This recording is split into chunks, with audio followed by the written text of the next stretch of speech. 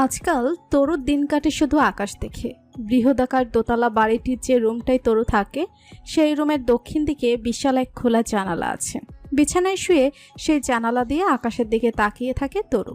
এই আকাশের কত রূপ যে আছে, কখনো সেখানে রাশি রাশি নীল, আবার কখনো নীলের মধ্যে ছোট বড় রূপালী মেঘ, কখনো রৌদ্রের খরতাপ, আবার কখনো কালো মেঘ ঘনিয়ে আসা রুমঝুম বৃষ্টি। সময় চলতে থাকে তার নিজস্ব নিয়মে, শুধু তরু থেমে থাকে স্থির অবিচল। তখন তরু থেমে থাকতেই ভালো লাগে, অথচ আজ থেকে 2 মাস আগে তরু নিজেও ছিল সময়ের মতো গতিশীল। নীল আকাশে উড়ে বেড়ানো মুক্ত বিহঙ্গ দেখতে দেখতে তরুর মনে হচ্ছিল, ইস, ও নিজেও যদি পাখি হতো, তাহলে অন্তত এই নরক যন্ত্রণা ভোগ করতে হতো না। দরজায় নক করার শব্দ পেয়ে উঠে বসলো তরু। মামার গলার আওয়াজ পাওয়া যাচ্ছে ওপাশ থেকে। তরু মা, দরজা খোল।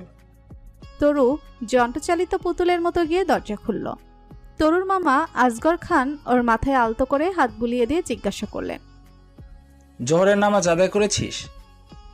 2 মাস কম সময় নয়। 2 মাস আগে সেই ইনসিডেন্টের পর এত এত মানুষের নোংরা অশ্লীল কথা তরু শুনেছে যে এটাই ও নিজের ভবিতব্য বলে ধরে নিয়েছিল, এবং একই সাথে আরও একটা সিদ্ধান্ত নিয়েছিল তরু। আজীবন যেহেতু এই কথাগুলো ওর শুনেই যেতে হবে, তাই আর ওই ঘটনার সম্পর্কিত কোনো কিছু মনে করে কাঁদবে না তরু। কিন্তু নিজের সেই সংযমটা কেন জানে ধরে রাখতে পারছে না একদমইও। এই যে এইমাত্র মামা একটুখানি স্নেহের পরশ বোলালেন মাথায়, তাতেই ভেতরে দুঃখ কষ্টগুলো সব কান্না হয়ে বেরিয়ে আসতে চাইছে। তরু সেই কান্না আটকানোর প্রাণপণ চেষ্টা করে বলল, হ্যাঁ মামা। তাহলে খেতে আয়। খেতে যাওয়া মানে আরেক দফা অপমান, সেটা তরু জানে। খাবার কম, মামির কথা বেশি শুনেই পেট ভরে যাবে। তারপরেও না গিয়ে উপায় নেই। পেটের ক্ষুধার কাছে লজ্জা, ঘৃণা, ক্রোধ, দুঃখসহ পৃথিবীর সকল অনুভূতি হেরে যায়। তরুকে বলা মামির কুৎসিত কথাগুলো থেকে বাঁচানোর জন্য প্রথম কয়েকদিন মামা কিংবা মামাতো বোন তানি ওর খাবারটা রুমেই দিয়ে যেত। কিন্তু সেটা নিয়ে মামি একদিন এমন অশান্তি করলো যে তরু বাধ্য হয়ে বলল তার খাবার রুমে দিয়ে যাওয়ার প্রয়োজন নেই। গুটি গুটি পায়ে ডাইনিং রুমে গিয়ে একটা চেয়ার টেনে বসে পড়ল তরু। তারপর সামনের দিকে তাকিয়ে চরম অপ্রস্তুত হয়ে পড়ল। প্রত্যেকদিন খাওয়ার সময় মামা আসগর খান, মামি লাভলি বেগম আর মামাতো বোন তানি থাকে, কিন্তু আজ আরও একজন আগন্তুক বসে আছেন চেয়ারে। বয়সে মামির চেয়েও কিছুটা বড় হবেন বোধহয়। কিছু কিছু সময় তরুর 6th সেন্স খুব ভালো কাজ করে। যেমন এই লোকটার কথাই ধরা যাক না, কেন জানি মনে হচ্ছে এই লোকটা বিশেষ কোনো উদ্দেশ্য নিয়ে এসেছে, এবং সেই উদ্দেশ্যটা তরুর সম্পর্কিত। তরুর ভাবনা বেশি দূর এগোতে পারল না, তার আগে মামির নাটকী এবং তাচ্ছিল্যের স্বর শোনা গেল। নবাব চা দিয়ে এসেছেন, শেষ পর্যন্ত রান্না বান্না করে সব গুছিয়ে টেবিলে এনে রেখেছি, এখন নির্লজ্জের মতো খেতে বসে গেছেন। তরু অসহায় দৃষ্টিতে মামার দিকে তাকালো। এমন না যে তরু রান্নাবান্না পারে না। ইন্টারমিডিয়েট পড়াকালীন বাবা মা রোড অ্যাক্সিডেন্টে মারা যাওয়ার পর গত 6টা বছর তরুকে অনেক বেশি পরিণত করে তুলেছে। এই বাসায় আসার পর তরু নিজেই সেধে গিয়েছিল রান্না করতে, কিন্তু মামির কথার তোড়ে টিকতে না পেরে আবার বের হয়ে গিয়েছিল রান্নাঘর থেকে। মামি স্পষ্ট জানিয়ে দিয়েছিলেন সেদিন কোনো নষ্টা মেয়ে মানুষকে তিনি তার রান্নাঘরে ঢুকতে দেবেন না। আসগর আলী চোখের ইশারায় তরুকে বোঝালেন মামির কথা কানে না তুলে চুপচাপ খেতে। তরু নিজেও জানে যে মামার কিছু করার নেই। মামা ওর পক্ষ নিয়ে কিছু বলতে গেলে ঝামেলা বাড়বে বই কমবে না। ওর সাপোর্টে যদি মামা একটা শব্দ উচ্চারণ করেন, তাহলে তার অনুপস্থিতিতে মামি তরুর উপরে 1000 গুণ বেশি অত্যাচার করবেন। তরু মামির কথার প্রত্যুত্তরে কিছু না বলে চুপচাপ খেয়ে চলে যেতে চাইল, কিন্তু লাভলি বেগম আজ আটঘাট বেঁধেই বসেছেন। তারপর 2 মাসের বেশি সময় তো পার হয়ে গেল, আর কতদিন মামার ঘাড়ে বসে বসে খাবে? সদ্য মুখে তোলা ভাতের লোকমাটি গলার কাছে গিয়ে আটকে গেল তরুর। শেষ পর্যন্ত খাওয়া নিয়েও খোঁটা শুনতে হলো। অনেক বছর আগে একবার কি একটা কারণে খাবার খেতে বসে কাঁদছিল তরু। সেদিন বাবা বলেছিল ভাতের মধ্যে চোখের পানি ফেলতে নেই। বাবার সব কথাই তরুর কাছে ছিল বেদবাক্যের মতো। আজও চোখের উল্টো পিঠ দিয়ে বারবার চোখের জল মুছতে লাগলো তরু। কিছুতেই অশ্রুবিন্দুগুলো খাবারে পড়তে দেবে নাও, কিন্তু একসময় আর সামলাতে পারল না তরু নিজেকে। সামনে ভাতের প্লেট, চোখ থেকে পানি টপ টপ করে পড়ছে ভাতের উপর। বুকের ভেতরে দলা পাকানো কষ্ট দুমড়ে মুচড়ে শেষ করে দিচ্ছে ভেতরটা। এই কষ্টের কথা কি কখনো কাউকে মুখে বলে বোঝানো যায়? আসগর খান প্রতিবাদ করলেন এবার। আমার বোনের মেয়ে আমার কাছে থাকছে, আমার টাকায় খাচ্ছে, তাতে তোমার তো কোনো অসুবিধা হওয়ার কথা না। লাভলি বেগম স্বামীর সাথে তর্কে গেলেন না, তার বদলে তরুর দিকে তাকিয়ে আবার বললেন, এই মেয়ে, তুমি কথার উত্তর দিচ্ছ না কেন? এমনভাবে মাথা নিচু করে বসে আছো যেন ভাজা মাছটি উল্টে খেতে জানো না, অথচ তলে তলে তো ঠিকই নিজের কাজ চালিয়েছো। তোমার সেই কাজ কারবারের নমুনা এখন সবার মোবাইলে মোবাইলে ঘুরছে। না জানি কত ছেলে ছোকরার সাথে শুয়েছো, বেশ্যা কোথাকার। আসগর খান গর্জে উঠলেন। নির্ঝরের মা, এবার বাড়াবাড়ি হয়ে যাচ্ছে কিন্তু। তুমি বাইরের লোকের সামনে মেয়েটাকে এভাবে অপমান করতে পারো না। আসগর খান তার মুখোমুখি বসা লোকটার দিকে আরেকবার তাকালেন। একজন পুরুষের আরেকজন পুরুষের দৃষ্টিভঙ্গি না বোঝার মতো বোকা তিনি নন।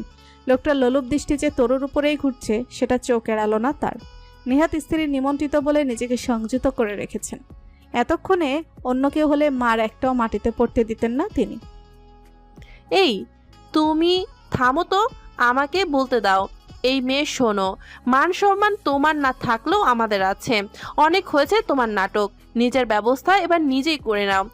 রাগটা এতদিন যেটুকু ছিল এখন তো তাও নেই। নাগর একটা না একটা জুটিয়ে ফেলতেই পারবা, আর তা যদি না পারো তাহলে শরীরটা তো আছেই, সেটা বিক্রি করে খেতে পারবে। কিন্তু আমার ঘরে তো একটা মেয়ে আছে, সে তোমার মতো এমন চোখ ধাঁধানো সুন্দরী নয় যে যে কোনো ছেলেকে পটিয়ে ফেলবে। ভদ্র স্থলভাবে তাকে আমার বিয়ে দিতে হবে। তোমার মতো নষ্ট মেয়ে ঘরে থাকলে শেষে আমার মেয়েটার কপালটাও পুড়বে। তরুর মনে হচ্ছিল কান দুটোতে কেউ গলিত গরম সীসা ঢেলে দিচ্ছে।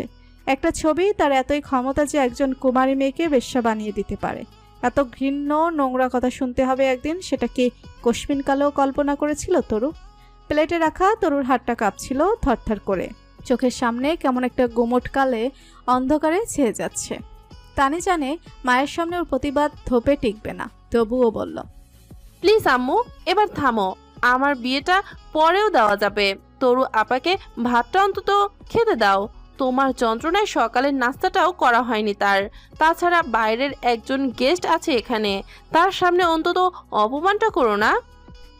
তানির কথা শেষ হওয়ার সাথে সাথেই সপাটে মেয়ের গালে চড় বসালেন লাভলি বেগম। আরেকবার গর্জে উঠল তার গলা। দিন দিন অসভ্য হয়ে চলেছিস। মায়ের মুখে মুখে তর্ক করা এসব শিখিয়েছিস কোথায়? অবশ্য তোকেই বা কি জিজ্ঞাসা করছি। এইসব বাজারের মেয়ে ঘরে থাকলে ঘরের মেয়েরা তো নষ্টই হবে। প্রতিবাদ তানি করলেও দোষগুলো আবার তরুর উপরেই চাপানো হলো। এই মেয়ে, কান খুলে শুনে রাখো, তোমার মতো নোংরা মেয়েকে ঘরে রেখে আমি আমার ঘর অপবিত্র করতে পারবো না। যতটুকু দূর সম্ভব এই বাড়ি থেকে বিদায় হবে তুমি। আসগর খান অবাক কণ্ঠে বললেন, স্বার্থপরের মতো কথা বলছো কেন নির্ঝরের মা? একা একটা মেয়ে কোথায় যাবে? সে ব্যবস্থা আমি করে ফেলছি। পাশে বসা সেই বয়স্ক লোকটাকে ইঙ্গিত করে বললেন লাভলি বেগম। এই যে দেখছো, আমার দুঃসম্পর্কের ভাই গ্রাম থেকে এসেছে। ওনার বউ মারা গেছে কয়েক বছর আগে, এখন আবার বিয়ে করতে চাইছেন। তোমার সব নষ্টামি এবং কুকীর্তির সব শুনেও তিনি তোমাকে বিয়ে করতে রাজি হয়েছেন, নেহাত ভালো মানুষ বলে। আজকের মধ্যে ওনার সাথে তোমার বিয়ে হবে। যদি ভালোই ভালোই রাজি হয়ে যাও তাহলে তো ভালোই, নইলে কাল সকালের মধ্যে তুমি এই বাড়ি ছাড়বে। কোথায় যাবে না যাবে সেটা আমার দেখার বিষয় না। প্রয়োজনে কোনো বেশ্যা পাড়ায় গিয়ে ওঠো। পুরো কক্ষে বজ্রপাত হলো যেন। তরু অবাক বিস্ময়ে তাকালো সামনে বসা লোকটার দিকে। বয়স 50-এর কম হবে না, বরং আরো বেশি হতে পারে। হাইটেও তরুর চেয়ে কয়েক ইঞ্চি শর্ট, মাথার পেছনে কয়গাছি চুল ছাড়া আর পুরোটাই টাক। বিশাল এক ভুঁড়ি পেটের সাথে, ঠোঁটের দুপাশে কেমন সাদাটে ঘা হয়ে আছে। শারীরিক বিদঘুটে অবস্থাকে ছাপিয়ে গেছে লোকটার দৃষ্টি। তরুর দিকে লোকটা তাকাচ্ছে অত্যন্ত কুৎসিত বিকৃত ভঙ্গিতে। এই লোকটার সাথে আর বেশি কিছু ভাবা সম্ভব ছিল না তরুর পক্ষে। প্রচন্ড লজ্জায় অপমানে তরুর মাটির সাথে মিশে যেতে ইচ্ছে করলো। তরু হুট করে উঠে দাঁড়ালো চেয়ার ছেড়ে। শরীরটা কি ভীষণ কাঁপছিল তখন। তানি খাওয়া মাঝপথে রেখে অপ্রকৃতস্থ তরুর দিকে তাকিয়ে এসে কোনো রকমে আগলে ধরল ওকে। আসগর খান নিজের চেয়ার ছেড়ে উঠে দাঁড়িয়ে লোকটির দিকে এগিয়ে গেলেন। তারপর তার কলার ধরে টেনে দাঁড় করালেন। লোকটি হতভম্ব হয়ে গেল হঠাৎ এমন আচরণে। আসগর আলী রাগের চূড়ান্ত পর্যায়ে পৌঁছে গেছে তখন। স্কাউন্ড্রেল, আমার বাড়ির মেয়ের দিকে বাজে নজরে তাকানো সাহস কি করে হয় তোর? আসগর খানের রাগ দেখেও কোনো ভাবান্তর হলো না লোকটার, বরং মুখে এক বিদঘুটে হাসি ফুটিয়ে তুলে সে বলল, আমি জামা কাপড়ের উপর থেকে তাকাইছি বইলা এত রাগ? সারা দুনিয়ার মানুষ তো জামা কাপড় ছাড়াই সব দেখতেছে। আমি অবশ্য দেখছি সেই ছবিখান। সেই রূপ দেইখা পাগল হয়েছি বইলাই তো বিয়া করতে আসলাম। আসগর খান আর সহ্য করতে পারলেন না নোংরা কথাগুলো। গায়ের সমস্ত জ্বর দিয়ে পরপর কয়েকটা ঘুষি দিলেন, তারপর হিড় হিড় করে টানতে থাকলো বাসার বাইরে বের করে দেওয়ার জন্য। ঠিক তখনই দরজার সামনে থেকে ভরাট পুরুষালী কণ্ঠস্বর শোনা গেল। কি হচ্ছে এখানে? লাভলি বেগম বিস্ময়কর দৃষ্টিতে দরজার দিকে তাকালেন। তুই? তরুকে ধরে রাখা অবস্থাতেই তানিয়া হসপিটাল আওয়াজ করলো।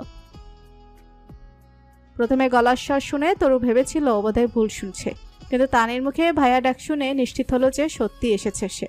মনে মনে আল্লাহর কাছে নিজের মৃত্যু কামনা করলো তরু। এটাই বুঝি বাকি ছিল শুধু। শেষ পর্যন্ত এই মানুষটার সামনেও অপমানিত হতে হবে তাহলে? মনে মনে আল্লাহর কাছে নিজের মৃত্যু কামনা করলো তরু। এটাই বুঝি বাকি ছিল শুধু। আসগর খান ছেলের দিকে এক পলক তাকিয়ে নিজের কাজে লেগে গেলেন আবার। স্ত্রীর সেই দুঃসম্পর্কে ভাইকে একেবারে ঘাট ধাক্কা দিয়ে বাসার বাইরে বের করে মুখের উপর দরজা লাগিয়ে দিলেন। লাভলি বেগম ব্যস্ত পায়ে ছেলের দিকে এগিয়ে গেলেন। সুদূর প্যারিস থেকে কোনো রকম খবর দেওয়া ছাড়া এরকম হুট করে তার ছেলে নির্ঝর এসে হাজির হয়েছে, এটা যেন বিশ্বাসই হতে চাইছিল না তার। তরু একবারের জন্য তাকালো না নির্ঝরের দিকে। এই চোখে চোখ রাখার বিন্দুমাত্র সাহসও অবশিষ্ট নেই আজর। গুনে গুনে 5 বছর পর তার সাথে আজ আবার দেখা। শুধু এই দিনটার জন্য তরু যে কত শত অপেক্ষার প্রহর গুনেছে তা বোধহয় হিসেব করে শেষ করা যাবে না। অথচ আজ এমন একটা সময় এসে সামনে এসে দাঁড়িয়েছে যখন তরু নিজেই রিক্ত শূন্য। না, এই অভিশপ্ত নোংরা জীবন নিয়ে কিছুতেই নির্ঝরের মুখোমুখি হওয়া যাবে না। নির্ঝর এখনও মায়ের সাথে কথা বলতে ব্যস্ত। তরু এই সুযোগে তানের হাত ছাড়িয়ে উঠে দাঁড়ালো যত দ্রুত সম্ভব নির্ঝরের চোখের আড়াল হওয়ার জন্য, কিন্তু শেষ পর্যন্ত নির্ঝরের চোখ এড়ানো গেল না। ভরাট পুরুষালী স্বর প্রস্তুত করলো। কেমন আছো তরু? তরু চমকে উঠল। দিনের পর দিন খাওয়া দাওয়ায় অনিয়মের দুর্বলতা, পারিপার্শ্বিক পরিবেশের প্রভাব, মামির নোংরা কথার অপমান এবং আজ এরকম একটা সময়ে নির্ঝরের মুখোমুখি হওয়া, সব মিলিয়ে নিজেকে স্বাভাবিক রাখা আর সম্ভব হলো না তরুর পক্ষে। আচমকা চোখের সামনে অন্ধকার ঘনিয়ে এলো, হাত পা অবশ হয়ে আসলো। হঠাৎ জ্ঞান হারিয়ে চেতনাহীন তরু এলিয়ে পড়ল তানির গায়ের উপরে। তানি বাবা বলে ডেকে উঠল। ততক্ষণে নির্ঝর এগিয়ে এসে আগলে নিয়েছে তরুকে। শরীর নিস্তেজ হয়ে গেলেও মস্তিষ্ক তখনও সজাগ ছিল তরুর। আসগর খান, তানি, নির্ঝর সবার কথাই অস্পষ্ট কানে আসছিল ওর, কিন্তু সব ছাপিয়ে তরুর হৃদয়ে অন্য অন্য একটা শব্দ আলোড়ন তুলে যাচ্ছিল। সেটা হলো শখের পুরুষটির হৃদয়ের কম্পন। নির্ঝরের বুকের সাথে ওর মাথাটা লেপটে ছিল বলে খুব জোরালোভাবে শব্দটা শুনেছিল তরু। নির্ঝর ওকে কোল থেকে বিছানায় শুয়ে দিল ঠিকই, কিন্তু তরুর উপর থেকে সরে গেল না। নির্নিমেষ পলকহীন দেখতে থাকলো তরুকে। আসগর খান তানিকে তাড়া দিলেন। শালাকে ডেকে নিয়ে আয় তো। তানি ছুটল পাশের বাড়িতে। প্রতিবেশী আজমল সাহেবের পুত্রবধূ শায়লা একজন ডাক্তার, তাকে জরুরি ভিত্তিতে ডেকে আনা হলো। তরু তার দুর্বল চোখ দুটো খুলে দেখলো সবগুলো উদ্বিগ্ন মুখে তাকিয়ে আছে তার দিকে। শায়লা নর্মাল চেকআপের পর বলল, প্রেশার একেবারেই লো, শরীরও বেশ দুর্বল, রক্ত শূন্যতা আছে। এই রোগ মেডিসিনের খুব একটা সারবে না, বেশি বেশি খেতে হবে এবং স্ট্রেস ফ্রি থাকতে হবে। শায়লা চলে গেল। লাভলি বেগম দরজার কাছেই দাঁড়ানো ছিলেন। নির্ঝর অবাক দৃষ্টিতে তাকিয়ে থাকলো মায়ের দিকে। আজকে খাবার রুমে তরুর প্রতি মায়ের ব্যবহার, অকথ্য নোংরা সম্বোধন সবই নিজের কানে শুনেছে নির্ঝর। অন্য কেউ মা সম্পর্কে এগুলো বললে জীবনেও বিশ্বাস করতো না। মমতাময়ী মা যে সকাল সন্ধ্যা ফোন করে আদরে গলায় কথা বলতেন নির্ঝরের সাথে, আজকে তার এই রূপ কিছুতেও মেনে নিতে পারছে না ও। শায়লা চলে যাবার পর লাভলি বেগম তরুর রুমের দরজায় দাঁড়িয়ে চেঁচিয়ে উঠলেন, সব নাটক, নবাবজাদি ইচ্ছে করে এসব করেছে। আমার ছেলেটাকে বশ করার জন্যই এই নষ্টা মা।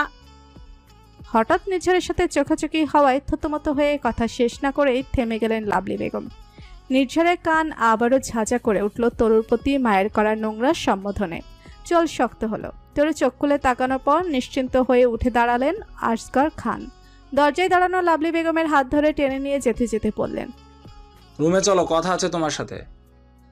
তানি বুদ্ধিমতী মেয়ে। অসুস্থ তরুকে রেখে বাবার এভাবে চলে যাওয়ার কারণ সেও বুঝলো, তাই তো সেও চলে যাওয়ার জন্য তরুর পাশে থেকে উঠে দাঁড়ালো।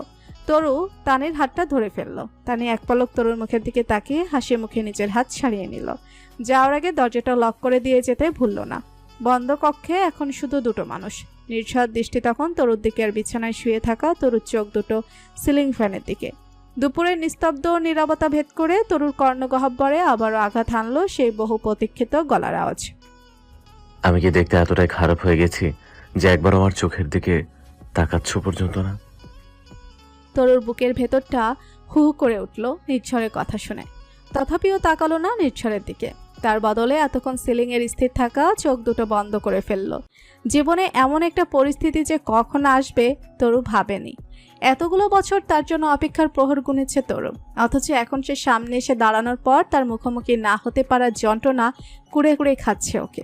নির্ঝর এগিয়ে এলো এবার, তরুর হাত ধরে ওকে টেনে তুলে বিছানায় বসালো। পাশাপাশি বসে তরুর একটা হাত নিজের হাতের মুঠোয় টেনে নিল। তরু নিচের দিকে তাকিয়ে বিছানায় রোবটের মতো বসে থাকলো শুধু। তোমার নির্ঝর এসে গেছে তরু।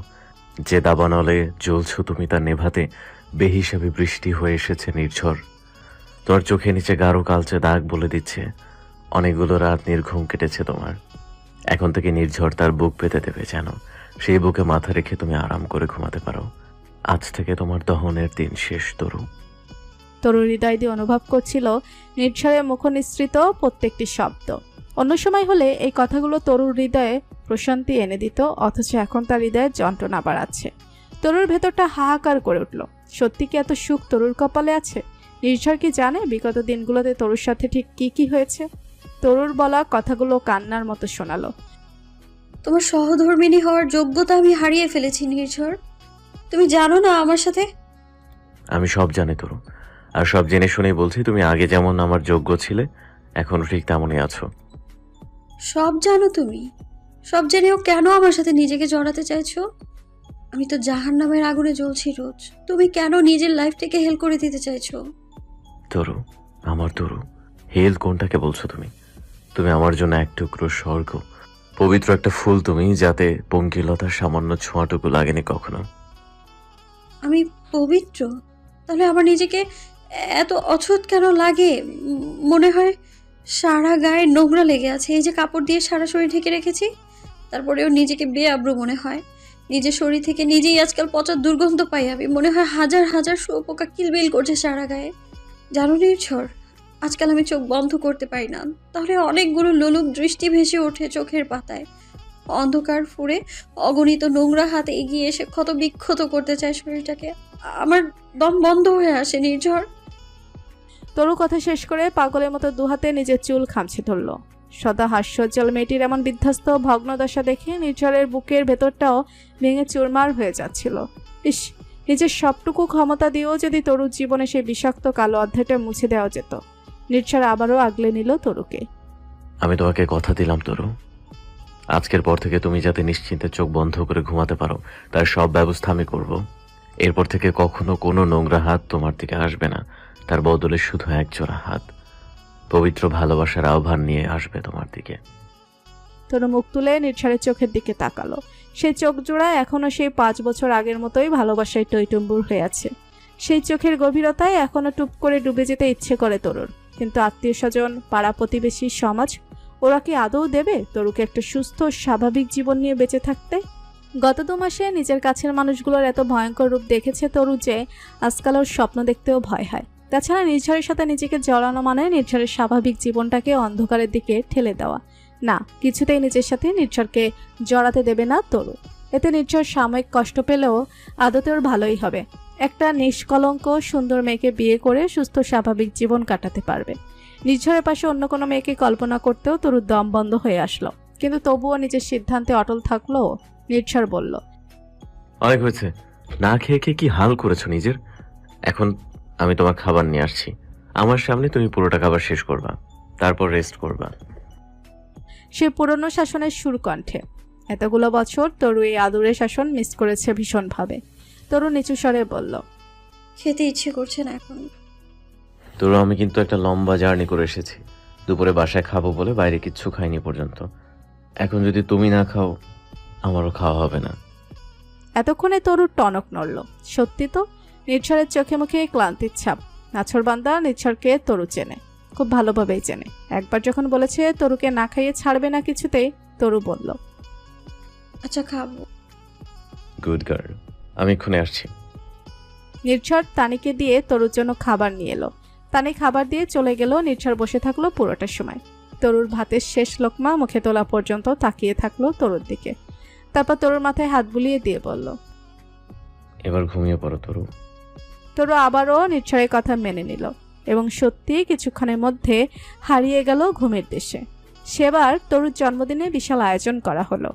ওর বয়স তখন 3। অফ হোয়াইট ফ্রক পরে ছোট্ট পা ফেলে তরু যখন অতিথিদের মধ্যে হেঁটে বেড়াচ্ছিল তখন সবাই মুগ্ধ চোখে দেখছিল মিষ্টি আদুরে বাচ্চাটাকে। 8 বছর বয়সী নির্ঝর সেই জন্মদিনের প্রোগ্রামে সবার সামনে জানিয়েছিল সে বড় হয়ে তরুকে বিয়ে করবে। সবার মধ্যে এক দফা হাসির রোল বয়ে গেল সেদিন নির্ঝরের কথা শুনে। ব্যাস সেই থেকেই শুরু। তরুর বাবা ইয়াসির রহমান ছিলেন প্রচণ্ড রসিক মানুষ। সেদিনের পর থেকে নির্ঝরের মুখোমুখি হলেই একগাল হেসে বলতেন, আমার জামাই বাবাজি কেমন আছে? 8 বছরের একটা বাচ্চা ছেলে বিয়ের মানে ততটা ভালোভাবে না বুঝলেও বড় হওয়ার সাথে সাথে ম্যাচিউরিটি বাড়তে লাগলো নির্ঝরের। একসময় লজ্জা লাগতে শুরু করলো ফুফার মুখে জামাই ডাক শুনে। ইয়াসির রহমান অবশ্য উপভোগ করতেন ব্যাপারটা। নির্ঝর তরুদের বাসায় গেলেই তিনি শুরু করে দিতেন, কই গেল তরুর মা? জামাই এসেছে, আজকে জম্পেশ একটা খাওয়ার আয়োজন করো দেখি। এই তরু, কই গেলি? জামাইয়ের জন্য শরবত নিয়ে আয়। নির্ঝর লজ্জাবনত মুখে বসে থাকে তখন। তবে সেই তরুর জন্মদিনের সন্ধ্যা থেকে যে ভালো লাগার বীজ নিজের অজান্তেই বপন করেছিল হৃদয়ে, সময়ের সাথে সাথে তা ক্রমশ ডালপালা ছড়িয়ে ভালোবাসায় রূপ নিচ্ছিল। তরুর দিক থেকেও অনুভূতি ছিল একই রকম। নির্ঝরের আর চোখে তাকানোতেই কোথা থেকে যে লজ্জারা এসে চাপড়ে ধরত তরুকে, সেটাও নিজে জানে না। না, আর 5টা সম্পর্ক যেভাবে গড়ে ওঠে সেরকম কোনো ভালোবাসার সম্পর্ক ছিল না নির্ঝর আর তরুর মধ্যে। রোমান্টিকতায় মাখামাখি কোনো কথোপকথনও ছিল না। প্রত্যেকবার দেখা হলে দুজনের মধ্যে কনভারসেশন ছিল প্রায় একই রকম। কি অবস্থা তরু, কেমন আছো? ভালো আছি, আপনি কেমন আছেন?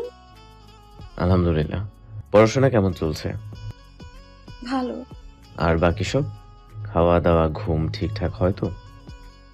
হ্যাঁ হয়। হঠাৎ এই প্রশ্ন? না, শুকিয়ে গেছে কিছুটা, তাই মনে হলো দিনরাত কারো কথা ভেবে ভেবে হয়তো খাওয়া ঘুম হচ্ছে না ঠিক মতো। কথাগুলো বলতে বলতে দুষ্টু হাসি ফুটে থাকতো নির্ঝরের মুখে। তরু তখন লজ্জায় হাঁসফাঁস করত। সে কি, লজ্জা পাচ্ছ নাকি? তার মানে আমার অনুমানই ঠিক। তাকে এসে যার কথা ভেবে শুকিয়ে আঙুর থেকে একেবারে কিশমিশ হয়ে যাচ্ছ। শুনলাম তোমার বাবা নাকি কাকে একটা মেয়ে জামাই বলে ডাকে, সেই নাকি? লজ্জায় নির্ঝরের সামনে আর দাঁড়ানোর জো থাকতো না তরুর। এক ভো দৌড়ে নিজের ঘরে গিয়ে দরজা দিত। নির্ঝর পেছন থেকে শব্দ করে হেসে উঠত। মাঝে মাঝে তরুর মা মানে ফুফু এসে কান টেনে ধরত। বাদর ছেলে আমার শান্তশিষ্ট মেয়েটার সাথে সবসময় খালি ফাজলামো। নির্ঝর তখন ভারিক্কি স্বরে বলতো, দাও যত পারো কান বলা দাও, বিয়ের পরে এই সবকিছু শোধ তুলবো তোমার মেয়ের উপর। ফুফু হেসে ফেলতেন। নির্ঝর তার কাজ চালিয়ে যেত। দেখা হলেও নানান কথা বলে লজ্জায় ফেলত তরুকে। সেবার নানা বাড়িতে দাওয়াত পড়ল নির্ঝরদের। আসগর খানের একটা মাত্র বোন তরুর মা। তরুদের দাওয়াত করা হলো সেদিন। তরু তখন ক্লাস 10-এ পড়ে। সেবার প্রথম ওকে শাড়িতে দেখল নির্ঝর। বয়সের তুলনায় কি পরিণতই না লাগছিল সেদিন তরুকে। নির্ঝর সেদিন সুযোগ করে তরুকে একা ডেকেছিল। তরুর প্রতি মুগ্ধতা উত্তরোত্তর বেড়েই চলছিল ওর। কিন্তু সেদিন প্রথমবার নিজের মুগ্ধতার কথা মুখ ফুটে প্রকাশ করেছিল সেদিন। একদম তরুর কাছাকাছি গিয়ে লাজুক মুখশ্রীর দিকে তাকিয়ে বলেছিল, তোমাকে একেবারে বাটার স্কচ আইসক্রিমের মতো লাগছে। তরু অবাক হয়ে তাকিয়েছিল নির্ঝরের কথা শুনে। সৌন্দর্য বর্ণনার জন্য চাঁদ তারা ফুলের মতো এত সুন্দর সুন্দর উপমা থাকতে শেষ পর্যন্ত কি না বাটার স্কচ আইসক্রিম? মনে জাগা প্রশ্নটার উত্তরও সেদিনও পেয়ে গিয়েছিল তরু। খাওয়ার টেবিলে বসে নির্ঝর নানাকে বলল, নানা যান, কাউকে পাঠিয়ে বাজার থেকে আমার জন্য বাটার স্কচ আইসক্রিম আনিয়ে দিন। সে না হয় দিলাম, তা হঠাৎ তোমার আইসক্রিম খেতে ইচ্ছে হলো যে? কারণ বাটার স্কচ আইসক্রিম আমার সবচেয়ে প্রিয়, দেখলেই শুধু খেতে ইচ্ছে করে। সারা রাস্তায় দেখতে দেখতে এসেছি, এখন না খেতে পেলে মরেই যাব। নির্ঝরের কথা শুনে তরু খাওয়ার মধ্যেই বেসন খেল। সবাই ব্যস্ত হয়ে পড়ল তরুকে নিয়ে। কিছুক্ষণ পর স্বাভাবিক হলেও খাওয়ার সময়টুকুতে তরু একবারের জন্যও আর চোখ তুলে তাকালো না কারো দিকে। তবে নির্ঝর দেখতে থাকলো লজ্জায় চুপসে যাওয়া মুখটা। বছর পার হতে লাগলো। একসময় অবশেষে এলো সেই দিন। বিবিএ কমপ্লিট করার পরে পোস্ট গ্রাজুয়েশনের জন্য দেশের বাইরে বেশ ভালো একটা সুযোগ পেল নির্ঝর। নির্ঝরের ফ্লাইটের টিকিট কনফার্ম করে সেদিনই ছেলেকে নিয়ে বোনের বাসায় উপস্থিত হলেন আসগর খান। ইয়াসির রহমানের কাছে প্রস্তাব রাখলেন, ইয়াসির, তুমি আমার ছেলেটাকে ইয়ার্কির ছলে হলেও জামাই বলে ডাকো। তোমার এই ঠাট্টাটাকে আমি বাস্তবে রূপ দিতে চাই। তরুকে আমায় দেবে? ইয়াসির রহমান সহজভাবে বললেন তার কথাগুলো। ভাইয়া, নির্ঝরের বিদেশে যাওয়ার কথা শুনে ঠিক এই প্রস্তাবটাই আমি আপনার কাছে রাখতে চেয়েছিলাম, কিন্তু মেয়ের বাবা হয়ে সেদে যেন কেমন একটা লাগছিল। আপনি তো সবই জানেন, নিজের মায়ের পেটের ভাই বোনেরাও আজকাল শত্রুতা করছে। আল্লাহ না করুক আমার কিছু হয়ে গেলে তরু আর ওর মায়ের জীবনটাও দুর্বিষহ করে তুলবে ওরা। আমি জানি তরুর জন্য পৃথিবীতে সবচেয়ে নিরাপদ যদি কোনো জায়গা থাকে সেটা হলো আপনার বাড়ি। আপনার বাড়ির বউ আপনি যখন ইচ্ছে নিয়ে যাবেন। তুমি আমাকে খুব নিশ্চিন্ত করলে ইয়াসির। এখন তাহলে কথাটা পাকা হয়ে থাকলো। তরুর তো 18 হয়নি, এদিকে নির্ঝরেরও সময় প্রয়োজন পড়াশোনার পাট চুকিয়ে চাকরি বাকরি করতে। নির্ঝর বিদেশ থেকে ফিরুক, তাহলে তারপর না হয় বিয়ের কাজটা সেরে ফেলা যাবে। সেদিন তরুদের বাসা থেকে বের হয়ে কৃতজ্ঞতায় বাবার হাত ধরে প্রায় কেঁদে ফেলেছিল নির্ঝর। তারপর দেখতে দেখতে বিদায়ের দিনও ঘনিয়ে এলো। দেশ ছাড়ার 2 দিন আগে হুট করে একদিন তরুদের বাড়িতে হাজির হলো নির্ঝর। ফুফুর হাত ধরে বলল, তোমার মেয়ের সাথে কিছুক্ষণ কথা বলতে চাই, অনুমতি দিবা প্লিজ? ফুফু কয়েক সেকেন্ড নির্ঝরের চোখের দিকে তাকিয়ে থেকে জোরে ডেকে উঠেছিলেন তরুকে। তরু, নির্জনকে নিয়ে একবার ছাদে যা তো। সেদিন নির্ঝরের মুখোমুখি দাঁড়িয়ে তরুর নাক টেনে টেনে কাঁদছিল। সেই কান্না দেখে কেন জানি নির্ঝরের একটুও খারাপ লাগলো না, বরং তরুও যে ওর মায়ে গভীরভাবে জড়িয়ে গেছে সেটা ভেবে নির্ঝরের তনুমন পুলকিত হয়েছিল। সেদিন তরুর হাত দুটো নিজের হাতের মধ্যে আগলে নিয়ে নির্ঝর একটা অনুরোধ করেছিল। তরু, আজ থেকে ভাইয়া বলে না ডেকে আমাকে নির্ঝর বলে ডাকবা, ঠিক আছে? প্লিজ চলে যাওয়ার আগে আমার এই অনুরোধটুকু রাখো। তরু মিনমিন করে বলেছিল, কিন্তু কেউ শুনলে কি ভাববে? কারো সামনে রাখতে হবে না, শুধু যখন একা থাকবে তখনই দেখো না হয়। আমি কল করব রোজ তোমার মুখ থেকে নিজের নাম শুনতে। নির্ঝর দেশ ছেড়ে চলে যাওয়ার 4 মাসের মাথায় তার কাছে খবর গেল ফুফা এবং ফুফু রোড অ্যাক্সিডেন্ট করেছে, দুজনেই স্পট ডেড। নির্ঝরের বিশ্বাস করতে কষ্ট হলো খবরটা। আগের দিন রাতেও ফুফা ফোন করেছিলেন। সেই হাসি খুশি কণ্ঠস্বর নির্ঝরের কানে বাজছিল অনবরত। একদিনের ব্যবধানে একটা মানুষ পৃথিবী ছেড়ে চলে গেছে, সেটা কিছুতেই বিশ্বাস হতে চাইছিল না। এরপর থেকে তরুর কাছে ফোন করলে শুধু কাঁদত। সেই 7 সমুদ্র 13 নদীর ওপার থেকে শুধু সান্ত্বনা দেওয়া ছাড়া আর কিছুই করতে পারত না নির্ঝর। পড়াশোনার পাট চুকিয়ে ওখানে একটা জব জয়েন করলো নির্ঝর। ওর মাথায় তখন চিন্তা, যত তাড়াতাড়ি সম্ভব এস্টাবলিশড হয়ে তরুকে বিয়ে করতে হবে। কাজের চাপে তরুর সাথে যোগাযোগও কিছুটা কমে এসেছিল। তরুর বাবা মা মারা যাওয়ার পর নির্ঝর এবং আসগর খান দুজনেই চেয়েছিলেন তরু যাতে মামার বাসায় শিফট করে, কিন্তু ওকে কিছুতেই রাজি করানো যায়নি। লাভলি বেগম শুরু থেকেই তেমন পছন্দ ছিল না তরুকে, সেটা তরু বুঝত। এমনকি নির্ঝরের সাথে তরুর বিয়ের সিদ্ধান্তেও খুব একটা খুশি ছিলেন না তিনি। মন থেকে না চাইলেও আসগর খানের জেদের কাছে হার মানতে হয়েছিল তাকে। সবচেয়ে বড় কথা, নির্ঝর নিজেই যেখানে তরুকে পছন্দ করে সেখানে তার গায়ে গুই যে ধোপে টিকবে না সেটাও বুঝেছিলেন লাভলি বেগম। সর্বোপরি তরু সবকিছু বিবেচনা করে আসগর খানের বাড়িতে শিফট হওয়ার প্রস্তাব নাকচ করেছিল। বিয়ের আগে সেখানে উঠলে মামি যে সেটা খুব একটা ভালোভাবে নেবেন না সেটা বুঝেছিল তরু। আসগর খানও আর জোর করেননি।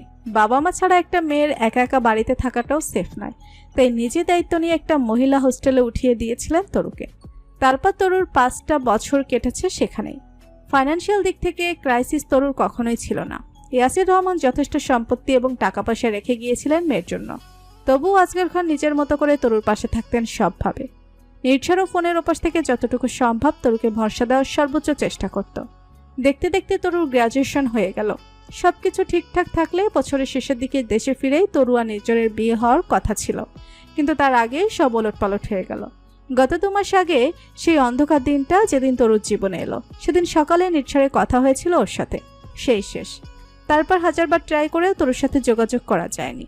একদিন পরে নির্ঝরের নানাবাড়ির দিকের এক কাজিন সর্বপ্রথম তরুর ছবিটা পাঠালো নির্ঝরের ইনবক্সে।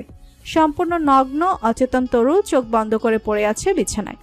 নির্ঝরের মাথাটা ঝিমঝিম করে উঠল ছবিটা দেখে। সেই কাজিন জানালো তরুর ছবিটা নাকি ভাইরাল হয়ে গেছে সবখানে।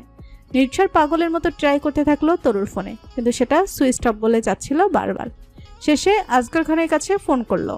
নিজের শক্ত মনের বাবা, যাকে কঠিনতম পরিস্থিতিতেও কখনো সামান্য নরম হতে দেখেনি, সেও শব্দ করে কাঁদলো ছেলের সাথে। নির্ঝর নিজের মাথা ঠান্ডা রেখে প্রশ্ন করলো বাবাকে, বিস্তারিত জানতে চাইলো। আসগর খান কিছুই বললেন না, তার বদলে তানের কাছে ফোন ধরিয়ে দিলেন। তানের থেকেই জানা গেল সব। তরুর ডিপার্টমেন্টের সেকেন্ড গার্ল আশা, ভার্সিটিতে তরুর সবচেয়ে কাছের বান্ধবী। ফার্স্ট ইয়ার থেকেই তরু ওর ডিপার্টমেন্টে ফার্স্ট পজিশনে ছিল। সেকেন্ড ইয়ারের শুরুতে আশা মানে সেকেন্ড যে হয়েছিল সে সেধে এসে বন্ধুত্ব করলো ওর সাথে। তরু সরল মনে ওর প্রত্যেকটা নোট শেয়ার করতো আশার সাথে, কিন্তু ফাইনাল ইয়ারে গিয়েও যখন তরুই ফার্স্ট হলো তখন তরুর সাথে ঝামেলাটা শুরু করেছিল আশা। তরু নাকি ইচ্ছে করে ওকে উল্টাপাল্টা নোট দিয়েছিল। রেজাল্টের দিন যা নয় তাই বলে তরুকে দোষারোপ করলো। এরপর সপ্তাহখানিক যোগাযোগ রাখলো না। তারপর ফোন করে একদিন তরুকে এদের বাসায় নিমন্ত্রণ করলো। বলল সরি বলতে চাই তরুকে। তরু শুধু বিশ্বাস করেই দেখা করতে গিয়েছিল আশার সাথে, আর সেখানেই ভুলটা করেছিল তরু। ওদের বাসায় যাওয়ার পর খাবারের সাথে ঘুমের ওষুধ মিশিয়ে সেই জঘন্য কাজটা করেছিল আশা। তরুকে যে কোনোভাবে উপরে উঠতে না দেওয়াটাই আশার উদ্দেশ্য ছিল। নির্ঝর দাঁতে দাঁত চেপে শুনছিল কথাগুলো। একটা মেয়ে হয়ে আরেকটা মেয়ের সাথে এরকম কেউ করতে পারে সেটা কল্পনাও করতে পারছিল না। তা নিয়েও কাঁদছিল কথাগুলো বলতে বলতে। আশার বাড়িতে পরের দিন সকালে যখন তরুর ঘুম ভেঙেছিল তখন তরু জানতো না যে ওর সাথে ঠিক কী হয়েছে। গল্প করতে করতে কিভাবে ঘুমিয়ে গেল এই প্রশ্নের উত্তর মেলাতে পারেনি তরু। আশা থেকে বিদায় নিয়ে হোস্টেলে ফিরে চমকে গেল তরু। সবাই ওর দিকে তাকাচ্ছে, কেউ আবার মুখ টিপে হাসছে। রুমমেটরাও কেউ কথা বলছিল না ওর সাথে। শেষে তরু বাধ্য হয়ে প্রশ্ন করলো ওরা এমন কেন করছে।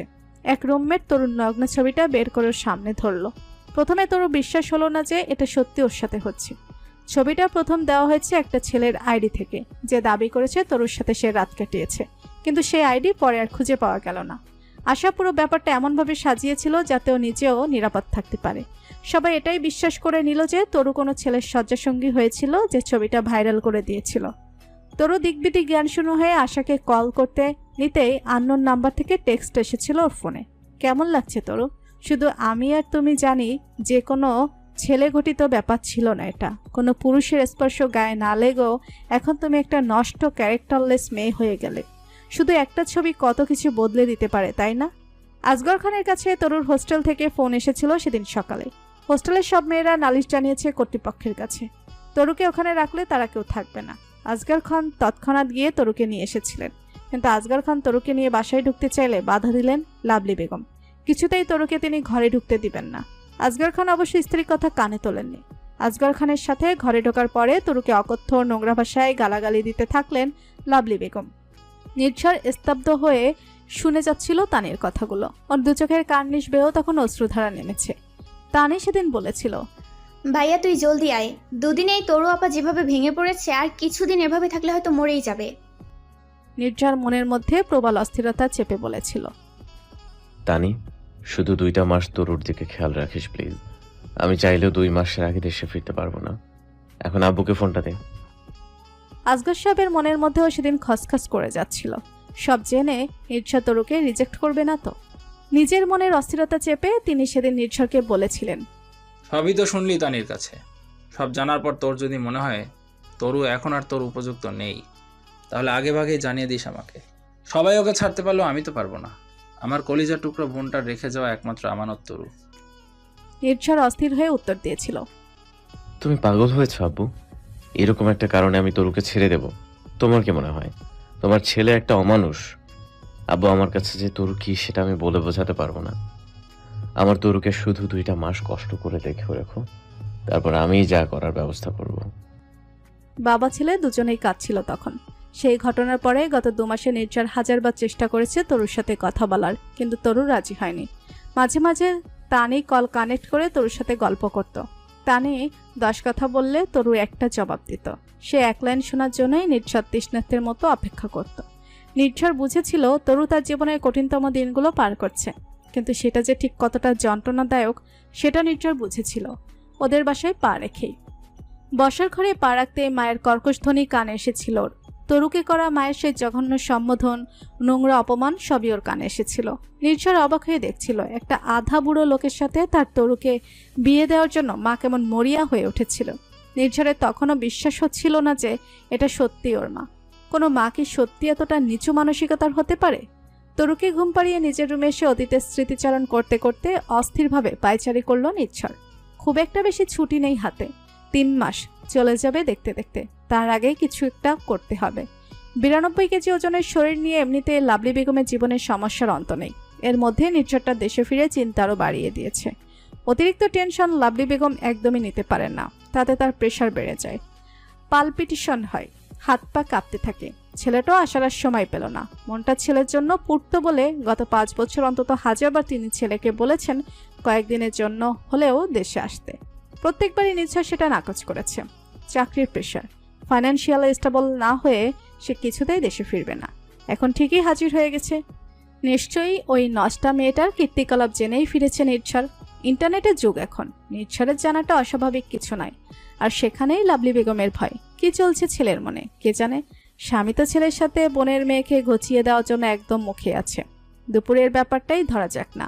তরু রুম থেকে কেমন জোর করে টেনে রুমে নিয়ে এলো, তারপর টাল বাহানো শুরু করলো। শরীর নাকি হুট করে অসুস্থ লাগছে।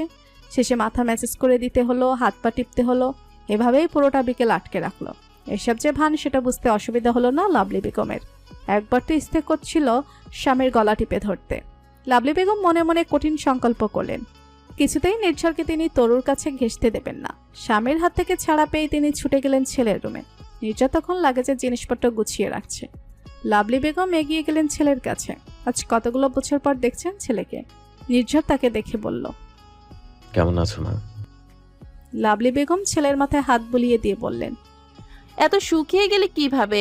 ওখানে ঠিকভাবে খাওয়া দাওয়া করিস না? অন্য সময় হলে মায়ের এই আদরটুকু খুব করে উপভোগ করত নির্ঝর, কিন্তু আজ মায়ের সেই অন্য রূপ দেখার পরে কেন জানি কিছুই ভালো লাগছিল না ওর। তবুও মুখে হাসি টেনে বলল নির্ঝর, আমি খুব টায়ার্ড আম্মু, খেতে দাও। এক্ষুনি দিচ্ছি। লাভলি বেগম হন্তদন্ত হয়ে ছুটলেন ছেলের খাবারের আয়োজন করতে।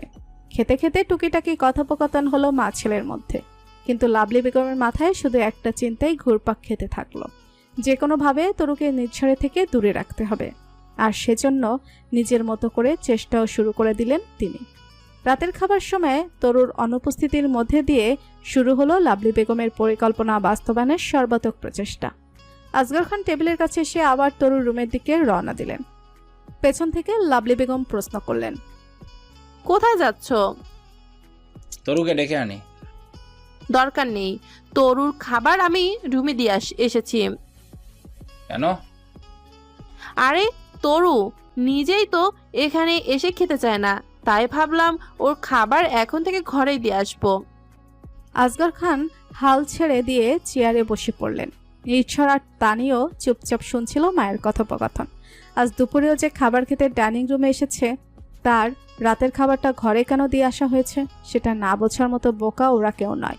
নির্ঝরের থেকে তরুকে দূরে রাখার জন্যই যে এসব করা হচ্ছে সেটা ওরা বুঝে গেল অনায়াসেই। নির্ঝরের চোখ দুটো তরুকে দেখার জন্য তৃষ্ণার্ত হয়েছিল। সময়ের সাথে সাথে পাল্লা দিয়ে সেই তৃষ্ণা বাড়লো আরও। পরদিন সকালের ব্রেকফাস্ট টেবিলেও তরুর দেখা পাওয়া গেল না। নির্ঝর নাস্তা করতে করতে তাড়া দিল বাবাকে, আবু জলদি নাস্তা খাওয়া শেষ করো, দেরি হয়ে যাচ্ছে আমার। লাভলি বেগম চায়ে চুমুক দিয়ে সরু চোখে তাকিয়ে প্রশ্ন করলেন, কোথায় যাবি তোর আব্বুকে নিয়ে? একটু কাজ আছে আম্মু। সংক্ষেপে জবাব দিয়ে এক প্রকার এড়িয়ে গেল নির্ঝর। বাবা ছেলে দুজনেই বাসার বাইরে বের হয়ে হাত ছেড়ে বাঁচল। নির্ঝর বলল, চলো আব্বু, সামনে মোড়ের কফি শপটায় গিয়ে বসি। আসগর খান কফি শপে ঢুকে আশ করে চেয়ারে বসে বললেন, নে এবার বল কি বলবি। বাসায় তো তোর মায়ের যন্ত্রণা ঠিকভাবে কথাই বলা যায় না। বিয়েটা যত দ্রুত সম্ভব করে ফেলতে চাই আব্বু। সে তো আমিও চাই। তোর মা আবার কখন কি করে বসে। তাহলে আজ অথবা কালকের মধ্যে সেরে ফেলি। সে কি এত জলদি? সবে তো এলি, 2-1 দিন যাক না হয়। তুমি বুঝতে পারছো না আব্বু, আমার ছুটি মাত্র 3 মাসে, এর মধ্যেই সব করতে হবে। আমি চাই এবার আমার সাথে তরুকে নিয়েই যেতে। এখানে থাকলেও কখনো সুস্থ স্বাভাবিক একটা জীবন পাবে না। তাই যত দ্রুত সম্ভব বিয়ের কাজটা সেরে ফেলতে হবে। তারপর তরুর পাসপোর্ট বানাতে দিতে হবে। লম্বা একটা প্রসেস আব্বু, এখন থেকে শুরু না করলে আমি এগোতে পারবো না। এতদিন যেটুকু মনে সংশয় ছিল তরুর প্রতি নির্ঝরের কনসার্ন দেখে আসগর খান নিশ্চিন্ত হলেন পুরোটাই। তবুও ছেলের মন বোঝার জন্য আবার প্রশ্ন করলেন, আরে নির্ঝর, তুই সত্যিই মন থেকে বিয়েটা করতে চাইছিস তো? এমন নয় তো যে আগে রাজি হয়েছিলি বলে লোক লজ্জা এখন না বলতে পারছিস না, অথবা আমাকে মুখ ফুটে বলতে পারছিস না তাই? আব্বু, আমি তোমাকে ব্যাখ্যা করে কিছুই বলবো না, শুধু এইটুকু বলি, তুমি যদি আম্মুর মতো এই বিয়েতে অমত করতে, তবু আমি ওকে বিয়ে করতাম।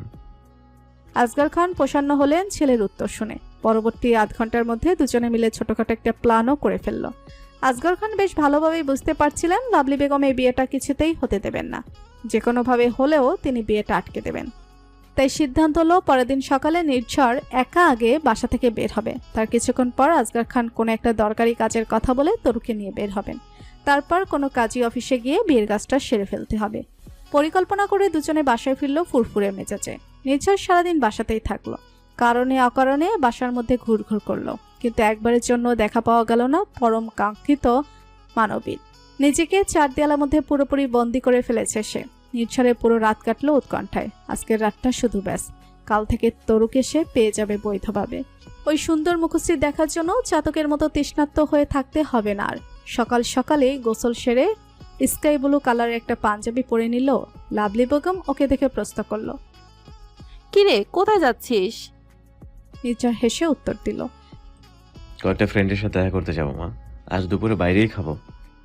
নির্ঝর চলে গেল। গুনে গুনে তার ঠিক 30 মিনিট পরে তরুকে নিয়ে বের হলেন আসগর শেখ। আবারও মুখোমুখি লাভলি বেগম। বোরকা পরিহিত তরুকে দেখে তিনি একই প্রশ্ন করলেন, এ কি, তোমরা আবার কোথায় যাচ্ছ? কাজ আছে একটু, বাসায় ফিরে তোমাকে সব বলবো। তোমার কাজ থাকলে তুমি যাও, তরুকে নিয়ে টানা হেচড়া করছো কেন? কাজটা তরুরই, তাই ওরও যাওয়া দরকার। কিন্তু তরুর যে আজ কোথাও যাওয়া হবে না। কিন্তু কেন? কারণ আজ আমার শরীরটা ভালো লাগছে না, তাই রান্না বান্না সব তরুই করবে। তরু যাও, বোরকা চেঞ্জ করে রান্নাঘরে যাও। এবার অবাক হলেন আসগর খান। তরু এক পলক মামার দিকে তাকালো, তারপর নিজের রুমে চলে গেল। আবার লাভলি বেগম তীক্ষ্ণ দৃষ্টিতে স্বামীর দিকে তাকিয়ে বললেন, নির্ঝরের বাপ, 30 বছরের সংসার জীবনে তোমাকে আমি হাড়ে হাড়ে চিনেছি। সেজন্য তোমার প্রতি আমার 2 পয়সারও বিশ্বাস নেই। দেখা যাবে আমার আড়ালে এই নষ্টা মেয়েকে আমার ছেলের গলায় ঝুলিয়ে দেবে, আর আমি বেঁচে থাকতে সেটা কখনোই হতে দেব না। আজ থেকে তরুর বাইরে যাওয়া বন্ধ। একান্ত প্রয়োজনে যদিও বা কখনো যেতে হয়, নির্ঝর যখন বাসায় থাকবে তখনই তুমি ওকে নিয়ে যাবে। 30 বছরের সংসার জীবনে আসগর খান স্ত্রীকে খুব ভালোভাবেই চেনেন। নিজের জেদ বজায় রাখার জন্য যা খুশি করতে পারে এই মহিলা, এর প্রমাণ বহুবার পেয়েছেন তিনি। আজ আরেকবার আসগর খান স্বীকার করতে বাধ্য হলেন লাভলি বেগমকে এত হালকাভাবে নেওয়া একেবারেই ঠিক হয়নি। বাসার বাইরে বের হয়ে একই নির্ঝরের সাথে দেখা করলেন তিনি। নির্ঝরকে প্রচণ্ড রকম হতাশ মনে হলো। অনেক ভেবেও বলল, এক কাজ করো আব্বু, কালকে তুমি তরুকে নিয়ে আগে বের হবে, এরপর মাকে ম্যানেজ করে না হয় আমি পরে বের হবো। তোরা মায়ের আদরটুকুই পেয়েছি সবসময়, কিন্তু তার কঠিন জেদি রূপটা দেখেছি আমি। একবার যদি সে আমাদের প্ল্যান বুঝতে পারে তাহলে জীবনেও এটা হতে দেবে না। তাছাড়া একদিন না হয় কোনোভাবে ম্যানেজ করলাম। তরুকে নিয়ে তো মাঝে মধ্যেই বেরোতে হবে, ওর পাসপোর্ট ভিসা এগুলো তো ওকে ছাড়া হবে না। আমাদের নতুন কিছু ভাবতে হবে নির্ঝর। আমি নতুন কিছু ভাবার মতো অবস্থা এখন নেই আব্বু, আজ বাসায় যাই, রাতে ফ্রেশ মাইন্ডে ভাবতে বসবো আবার। নির্ঝরে অবশ্য নতুন করে কিছু ভাবার সময় পেল না। তার আগে সন্ধ্যা রাতেই খবর এলো লাভলি বেগমের ছোট বোনের হাজবেন্ড হঠাৎ স্ট্রোক করে মারা গেছেন। লাভলি বেগম এসে নির্ঝরকে বললেন তাকে নিয়ে রংপুরে বোনের বাসায় যেতে। আসগর খান বাধা দেওয়ার চেষ্টা করলেন একবার। নির্ঝরকে নিয়ে যাওয়ার কি দরকার, আমি যাই তোমার সাথে। একদম না, আমি নির্ঝরকে নিয়েই যাব। অগত্যা নির্ঝরকেই যেতে হলো মায়ের সাথে। সারা রাত জার্নি করে গন্তব্যে গিয়ে পৌঁছানোর পর সামনে তাকে নির্ঝর চাপা স্বরে আর্তনাদ করে উঠল। ও মাই গড! আতকে উঠলেন লাভলি বেগমও। গতকাল পুরো রাত বোধহয় বৃষ্টি ছিল এদিকে। সেই বৃষ্টিতে সারা উঠোন কাদায় মাখামাখি। তার উপর মৃত বাড়িতে লোকের আনাগোনায় সেই কর্দমাক্ত উঠোন আরও বিভৎস রূপ ধারণ করেছে। নির্ঝর বহু কষ্টে মাকে নিয়ে উঠোনের সীমানাটুকু পার হলো। সেদিন ওদের কাটলো রংপুরে। পরের দিন সকালে লাভলি বেগম ছেলেকে নিয়ে রওনা হলেন আবার, কিন্তু উঠোনে নেমেই বাঁধল বিপত্তি। অসাবধানতায় পা রাখতে গিয়ে নিজের 92 কেজি শরীর নিয়ে উঠোনে ধপাস করে পড়ে গেলেন লাভলি বেগম। নির্ঝর কিছুটা দূরে দাঁড়িয়ে ফোনে কথা বলছিল। এমন দুরবস্থায় কয়েকজনের সহায়তায় কোনো রকমে ধরে এনে খাটে শোয়ালো মাকে। অসহায় কণ্ঠে বলল, আমি বললাম যে ফোনে কথা বলে শেষ করে নিয়ে যে হাত ধরে নিয়ে যাবো তোমাকে, তুমি আগেই নামতে গেলে কেন? লাভলি বেগম তখন উত্তর দেওয়ার মতো অবস্থা নেই। তৎক্ষণাৎ ভ্যান ডাকা হলো। মাকে নিয়ে বাসায় ফেরার বদলে হাসপাতালে ছুটতে হলো নির্ঝরকে। এক্সরে করে ডাক্তার জানালেন ইনজুরি ভালোই হয়েছে, পা ভেঙে গেছে, কোমরের দিকেও কিছুটা ফ্র্যাকচার হয়েছে। পা ব্যান্ডেজ করে ওষুধ লিখে দিলেন ডাক্তার। সাথে এও বললেন 2 মাসের জন্য নড়াচড়া একেবারে বন্ধ। বাসায় নিয়ে যাওয়া হলো লাভলি বেগমকে। নির্জন তখন পুরোপুরি হতাশ। এই অবস্থায় মাকে নিয়ে ঢাকায় কিভাবে ফিরবে সেটাই বুঝতে পারছিল না। এদিকে দিনের পর দিন চলে যাচ্ছে। এর সমাধান দিল নির্ঝরের খালাতো ভাইয়ের বউ। নির্ঝরকে সে বলল, ভাইয়া এই অবস্থা, খালাম্মাকে ঢাকা নিয়ে গেলে জার্নিতে তার কোমরের ব্যথাটা আরো বাড়তে পারে। ডাক্তার তো তাকে জার্নি করতে বারণ করেছেন। তার চেয়ে বরং খালাম্মা এই 2 মাস এখানেই থাক। কষ্ট করে আপনারা এসে না হয় দেখে যাবেন মাঝে মাঝে। আর বাবার মৃত্যুতে মায়ের মনটাও ভালো নেই, খালাম্মা কয়েকদিন পাশে থাকলে তাও ভালো লাগবে। নির্ঝরে খালাও সায় দিল ছেলের বইয়ের কথায়। এদিকে লাভলি বেগম পড়লেন উভয় সংকটে। তার মাথায় তখন টেনশন। নির্ঝরকে একা ছাড়া মানেই তো ওই মেয়েটাকে মাখামাখি করার সুযোগ করে দেওয়া। আবার এত পথ জার্নি করে যেত, শরীর সায় দিচ্ছে না। শেষে অনেক ভেবেচিন্তে নির্ঝরের সাথে একা কথা বলতে চাইলেন তিনি। এবার আর কোনো রাগ ঢাক নাই, সরাসরি ছেলের সাথে কথা বললেন তিনি। তুই আমার গা ছুঁয়ে কথা দে বাবা, তুই ভুলেও তরুর রুমে পা রাখবি না।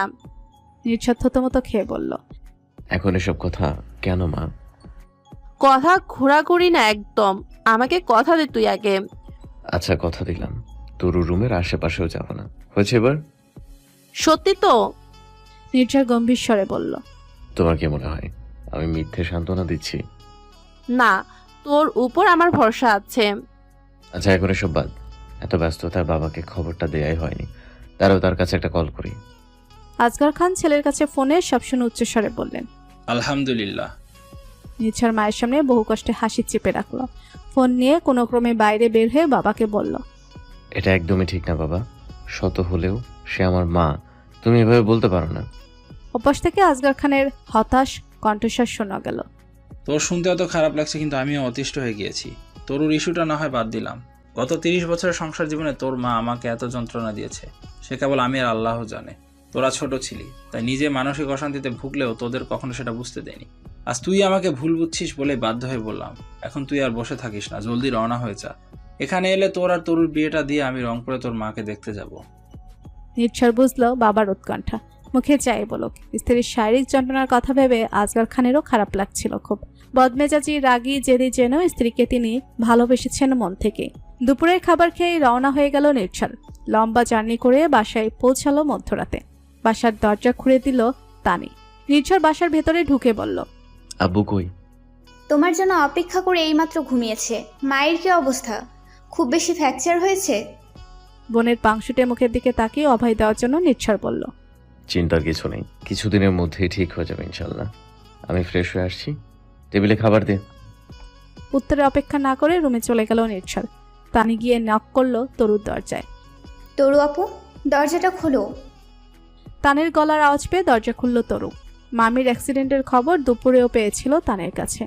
দরজা খুলে প্রশ্ন করল তরু, মামির আর কোনো খোঁজ পেলি তানি? কি অবস্থা এখন? ভাইয়া ফিরেছে এইমাত্র, সে তো বললো ভালো। যাই হোক, তুমি একটু ভাইয়াকে খাবারটা সার্ভ করে দাও প্লিজ। আমার অনেক পড়া বাকি, আমি পড়তে যাচ্ছি। তরুকে কিছু বলার সুযোগ না দিয়ে এক প্রকার পালিয়েই গেল তানি। অগত্যা বাধ্য হয়ে তরুকে বাইরে বের হতে হলো। রান্নাঘরে খাবার গরম করতে করতে বাইরে থেকে নির্ঝরে উঁচু গলা শুনতে পেল, তানি জলদি খাবার নিয়ে আয়, খিদে পেয়েছে খুব। তরু খাবার এনে টেবিলে রেখে বলল। তানি পড়ছে। নির্ঝরের চোখে তখন খুশির ঝিলিক।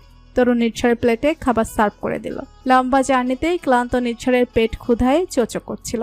তবুও ভাতের প্রথম লোকমাটাও তরুর মুখের সামনে তুলে ধরল। তরু ছলছল চোখে কিছুক্ষণ তাকিয়ে থাকলো নির্ঝরের মুখের দিকে, তারপর চোখ নামিয়ে নিয়ে বলল, আমি আগেই খেয়েছি। তো আগে খেলে এখন আরেকবার খেয়ে নেওয়া যাবে না? তবুও তরু মুখ তুলল না।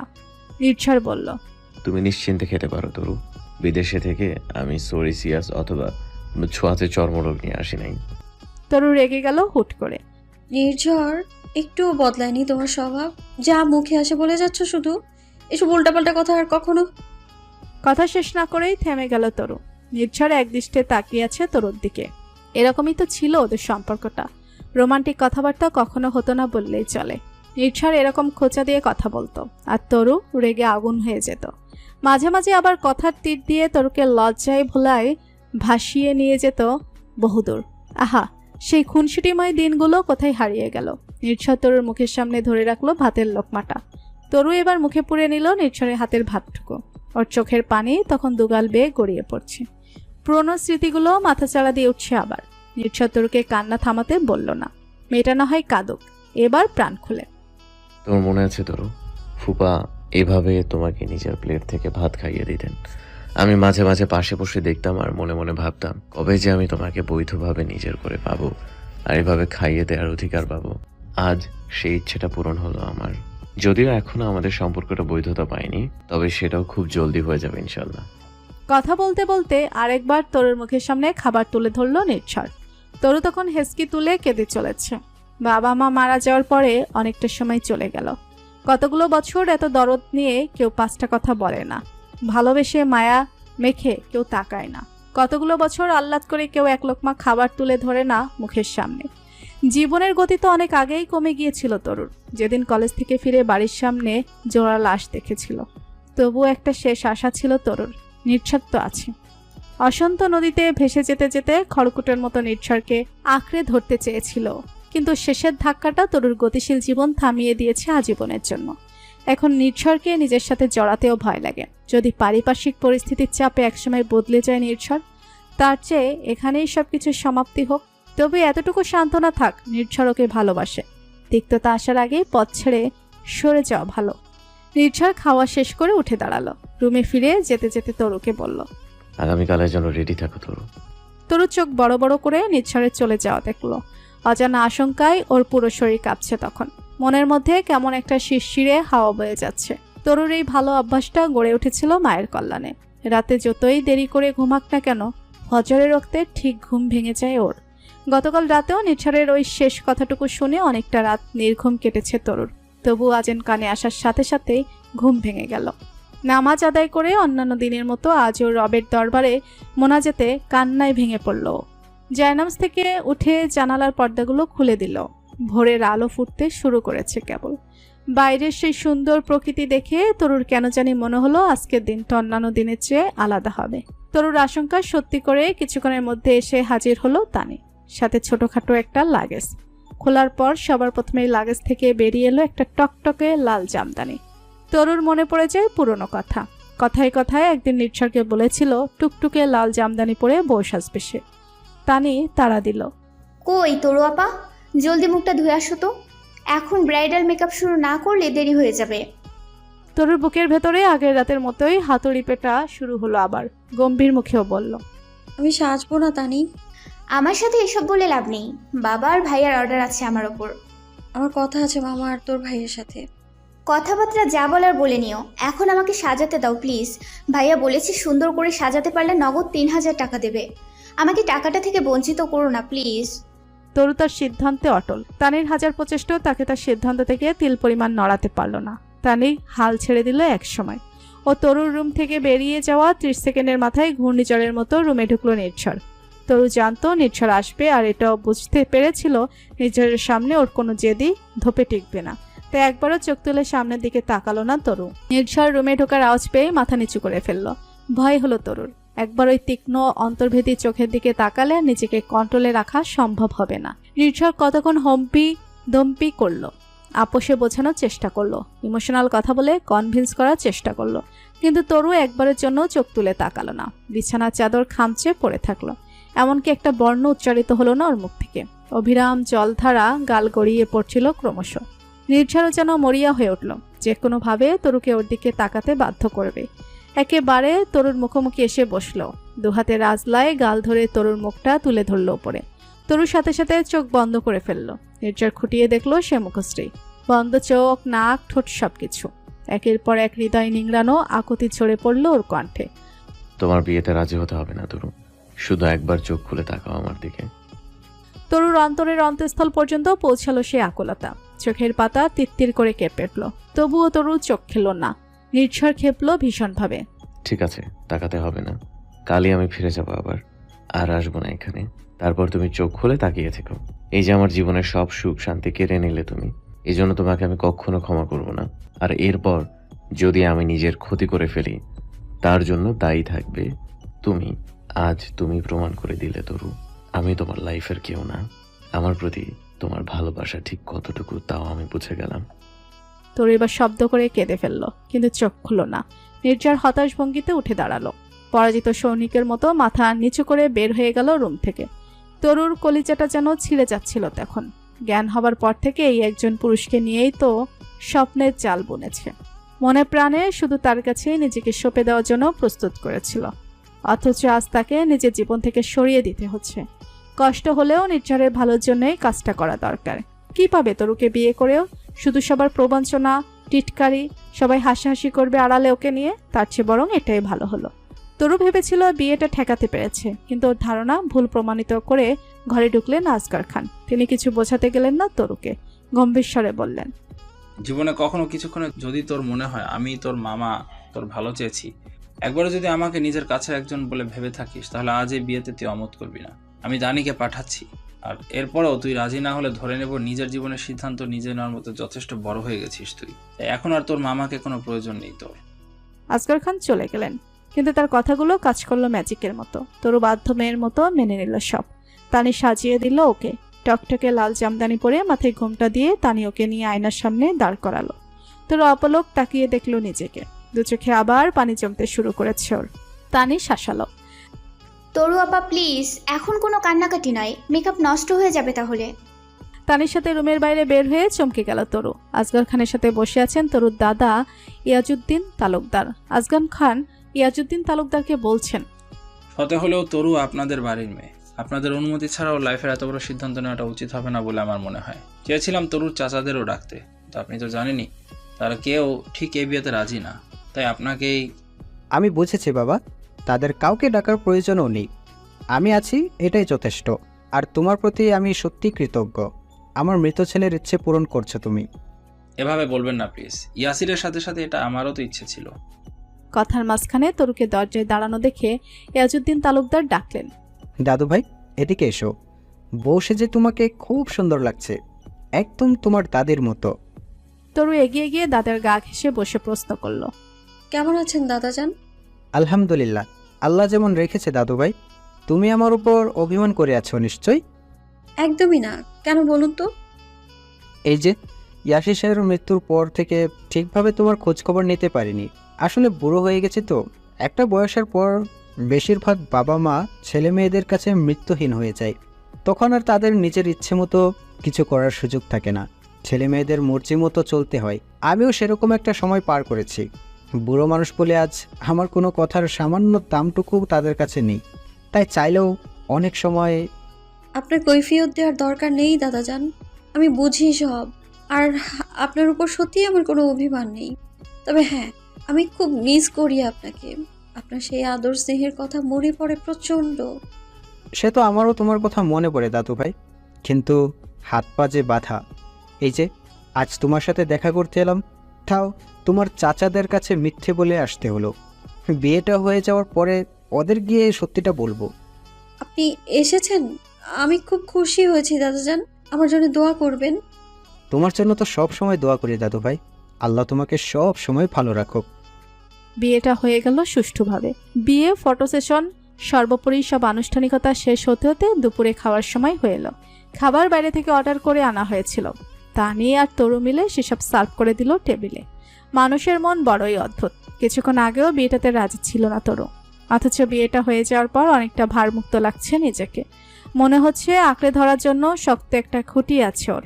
নির্ঝরের প্রতি আগ্রহ আগে থেকেই ছিল, কিন্তু সম্পর্কটা বৈধ হওয়ার পর থেকে কারণে অকারণে শুধু তাকেই দেখতে ইচ্ছে হচ্ছে।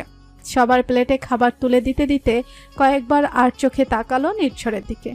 থমথমে মুখে বসে আছে সে। তরু আন্দাজ করতে পারলো সেই রাগের কারণ। কেন জানি সে রাগে মুখটা দেখতেও আজ ভালো লাগছিল ওর। নির্ঝরও পড়েছে উভয় সংকটে। শত চেষ্টা করেও রাগ ধরে রাখা যাচ্ছে না।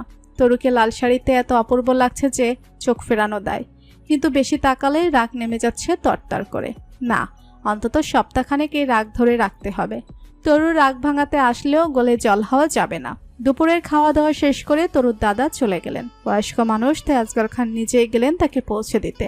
সকাল থেকে মাথায় মেন্টাল প্রেশার নিতে নিতে তরুও ক্লান্ত ছিল। নির্ঝর তরুর দাদাকে বিদায় দিয়ে এক সেকেন্ডও দাঁড়ায়নি আর সোজা নিজের রুমে গিয়ে ঠাস করে দরজা আটকেছে। জোরালো সেই শব্দে তানি তরু দুজনেই চমকে উঠল।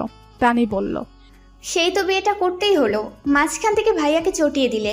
আমার 3000 টাকা গেল মনে হয়। এখন যাও, তোমার প্রাণীর স্বামী রাগ ভাঙাও। তরু এক পলক তানির দিকে তাকালো, তারপর টেবিলের উপর থেকে একটা বাটিতে 4টা রসগোল্লা তুলে নিয়ে নির্ঝরের রুমের দিকে এগিয়ে গেল। তরু নিঃশব্দে ভেতরে ঢুকলো। নববধূর অলংকারের মৃদু টুংটাং আওয়াজ জানিয়ে দিল তার উপস্থিতি। নির্ঝর উপর হয়ে শুয়েছিল বালিশে। তরুর উপস্থিতি টের পেলেও সে কথা বলল না। তরু খাটের পাশে বসলো, কোমল স্বরে বলল, দুপুরে ভাত খাওয়ার পরে তোমার তো মিষ্টি কিছু খাওয়ার ক্রেভিং হয়। আজ তো কিছু খেলে না, এখন উঠে খেয়ে নাও। নির্ঝর উঠে বসে তাকালো তরুর দিকে। তরুর সাথে সাথে চোখ নামিয়ে ফেললো। বিছানার পাশ থেকে ওয়ালেট আর মোবাইল হাতে নিল নির্ঝর। তরু বুঝলো এখন বাইরে বের হয়ে যাবেও। তরু ওর হাত টেনে ধরল। প্লিজ যেও না। নির্ঝর হাত ছাড়িয়ে নিল না, তবে তরুকে কথাগুলো শোনাতে ভুল করলো না। হঠাৎ বউয়ের মতো আমার সুবিধা অসুবিধার খেয়াল রাখা শুরু করলে যে? বিয়েটা তো তুমি মন থেকে করনি, আব্বু কিছু কথা বলে ব্ল্যাকমেল করেছে, তাই বিয়েটা করতে বাধ্য হয়েছো তুমি।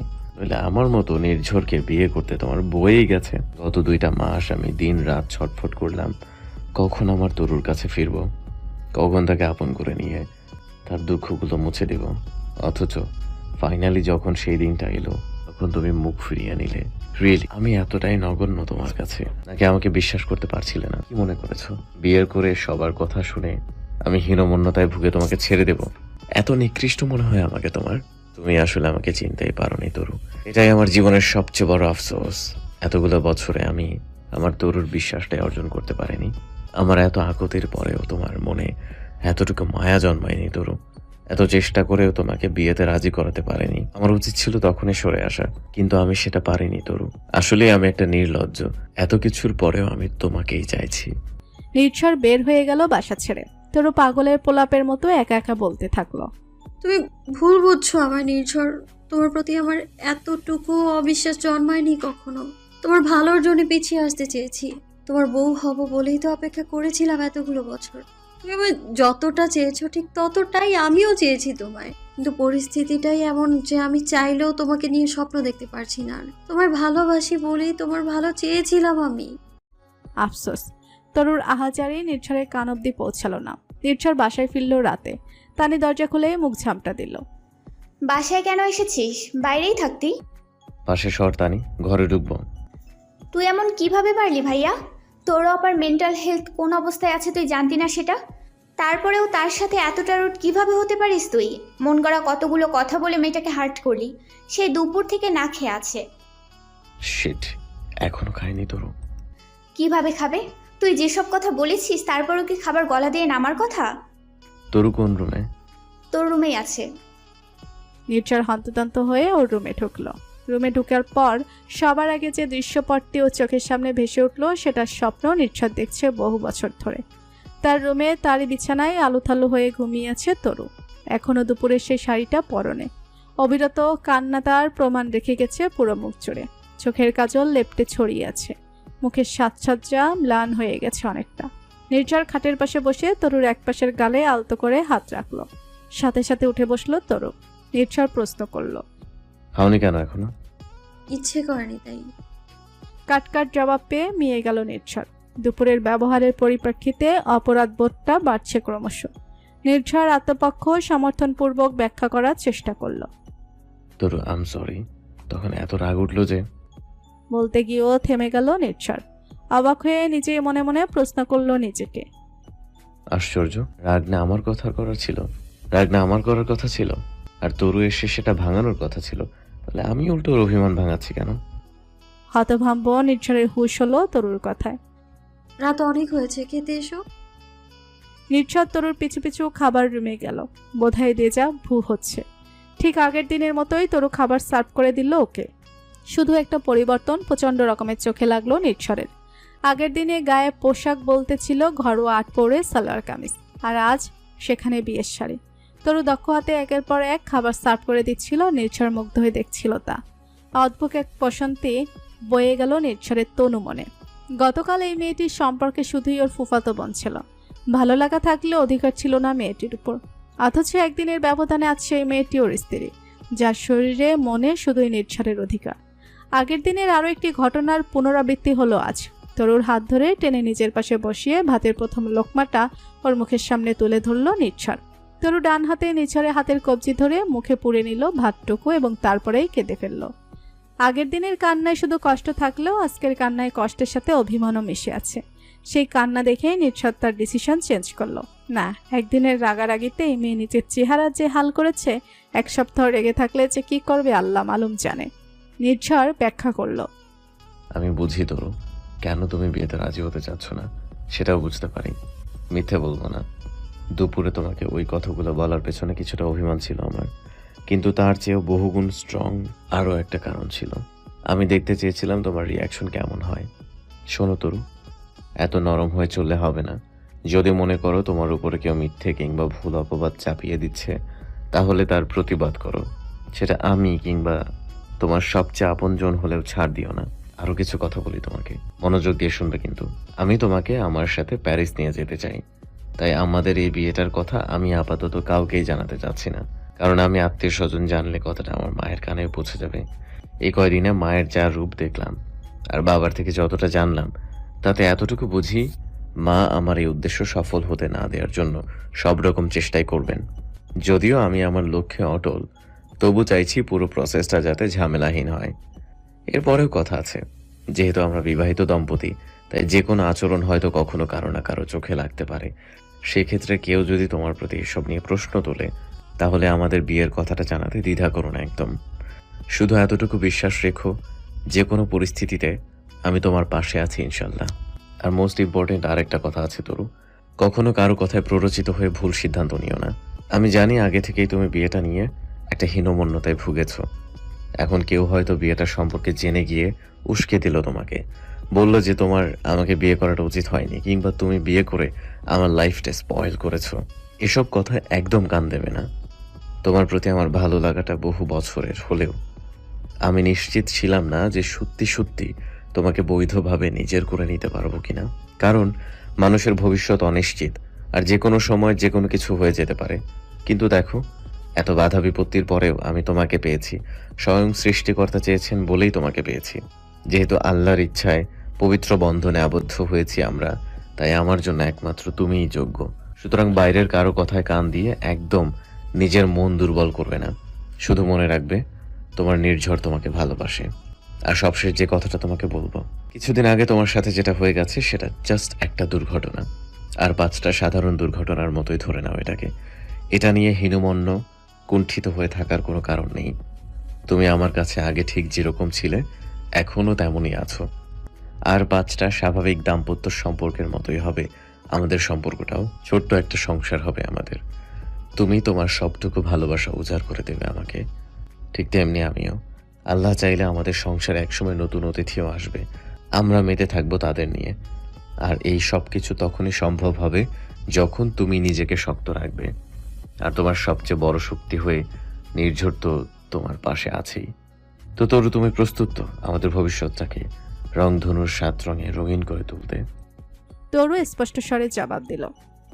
ইনশাআল্লাহ। Very good, that's the spirit. Now তোমাকে খাওয়ানো শেষ, এবার আমার খাবার দাও। তরু চমকে উঠে খাবারের প্লেটের দিকে তাকালো। প্লেট খালি, তার মানে কথা বলতে বলতে নির্ঝর এতক্ষণ ওকে খাইয়ে দিচ্ছিল। আর তরু এতই মন্ত্রমুগ্ধ হয়ে ওর কথা শুনছিল যে নিজের খাওয়াটুকু অবধি টের পায়নি। তরুর মনে পড়ে গেল মায়ের কথা। আগে যখন ও খেতে চাইতো না, তখন এভাবেই মা নিজের কথার জালে আটকে নিমিষে প্লেটের ভাত শেষ করে ফেলত। তরু নির্ঝর প্লেটে আবার ভাত তুলে দিল। খাওয়ার পুরোটা সময় বসে থাকলো ওর পাশে। তারপর খাবার সব ফ্রিজে তুলে নিজের রুমের দিকে গেল। নির্ঝর ডাক দিল ওকে। ওদিকে কোথায় যাচ্ছ? আমার জামা কাপড় লাগেজ সব ওই রুমে। দুপুর থেকে এই শাড়ি পরেই আছি, এখন আর পারছি না, আমি ফ্রেশ হয়ে আসছি। নির্ঝর নিজের রুমে অপেক্ষা করছিল তরুর জন্য। কিছুক্ষণ অতিবাহিত হওয়ার পর আকাঙ্ক্ষিত নারীটি যখন ওর রুমের দরজায় এসে দাঁড়ালো, তখন যেন নতুন এক তরুকে আবিষ্কার করলো নির্ঝর। কবে একবার তরুকে নিজের মনের কথা প্রকাশ করেছিল নির্ঝর। তরু, বিয়ের পরে তুমি সবসময় শাড়ি পরবে প্লিজ। তরু মনে রেখেছে সেই কথা। কচিকলা পাতা রঙের সুতি শাড়িতে ভেজা চুলে দাঁড়িয়ে আছে তরু। সদ্য গোসল সেরে আসা তরুকে লাগছিল প্রস্ফুটিত গোলাপের মতো। তরুর কোমর পর্যন্ত চুল নেই, কাঁধের কিছুটা নিচ অব্দি নেমেই থেমে গেছে, কিন্তু তাতেও কি চমৎকারভাবে মানিয়ে গেছে তরু। কিছুটা চুল সামনের দিকে এসে আছে, সেই চুলের পানিতে একপাশে ব্লাউজ ভিজে বক্ষবন্ধনীর আকৃতি এবং রং দুটোই স্পষ্ট হয়ে ফুটে উঠেছে। নির্ঝরের বুকের ভেতর যে আগুন এতদিন তুষে চাপা পড়েছিল তা বেড়ে উঠল ক্রমশ। ও মোহগ্রস্তের মতো এগিয়ে গেল তরুর দিকে। প্রথমে ছোট্ট করে একটা চুমু দিল তরুর কপাল বরাবর, তারপর দিক বিদিক ভুলে তরুর ঠোঁট কামড়ে ধরল। তরু চমকে গেল, সামনে নিল নিজেকে। এখানে শাড়ির আঁচল খামছে ধরল, অন্য হাত চলে গেল নির্ঝরের মাথার পেছনের দিকে চুলে। তরু সাড়া দিতে শুরু করলো সমানভাবে। সবুজ সংকেত পেয়ে নির্ঝর আরো এক ধাপ সামনে এগোলো। ওর একটা হাত আলতোভাবে ছুঁয়ে যাচ্ছিল তরুর শরীরের আনাচে কানাচে। এক ফাঁকে দরজা লক করে দিতেও ভুল করলো না নির্ঝর। তরু তখন নিজের মধ্যে নেই। কুমারী জীবনের অবসান ঘটাতে প্রথমবারে কোনো পুরুষের স্পর্শ রন্ধ্রে রন্ধ্রে উত্তেজনা আর কাঁপন তুলে দিচ্ছিল। তরুর মনে হলো ও ডুবে যাচ্ছে অতলে। পুরুষালীর শক্ত হাতের বেসামাল স্পর্শগুলো পেপাসা না কমিয়ে বরং বাড়িয়ে দিচ্ছিল। লজ্জায় বুদ্ধ হয়ে তরু চোখ বন্ধ করে ফেলল, এবং যখন চোখ খুলল তখন আবিষ্কার করলো বিছানায় শুয়ে আছে আর ওর উপরে আজ শোয়া হয়ে আছে নির্ঝর। চোখাচোখি হলো দুজনের। নির্ঝর তরুর কানের কাছে মুখ নিয়ে বলল, তরু, তুমি প্রস্তুত কি বলো তো? তরু শাড়ির আঁচলে মুখ ঢেকে ফেলল। নির্ঝর আঁচল সরিয়ে দিল। তরু দুহাতে মুখ ঢাললো আবার। নির্ঝর এবারও হাত সরিয়ে দিল টেনে। তরু চোখ বন্ধ করে থাকলো। নির্ঝর বলল, প্লিজ, চোখ খুলতে পারবো না।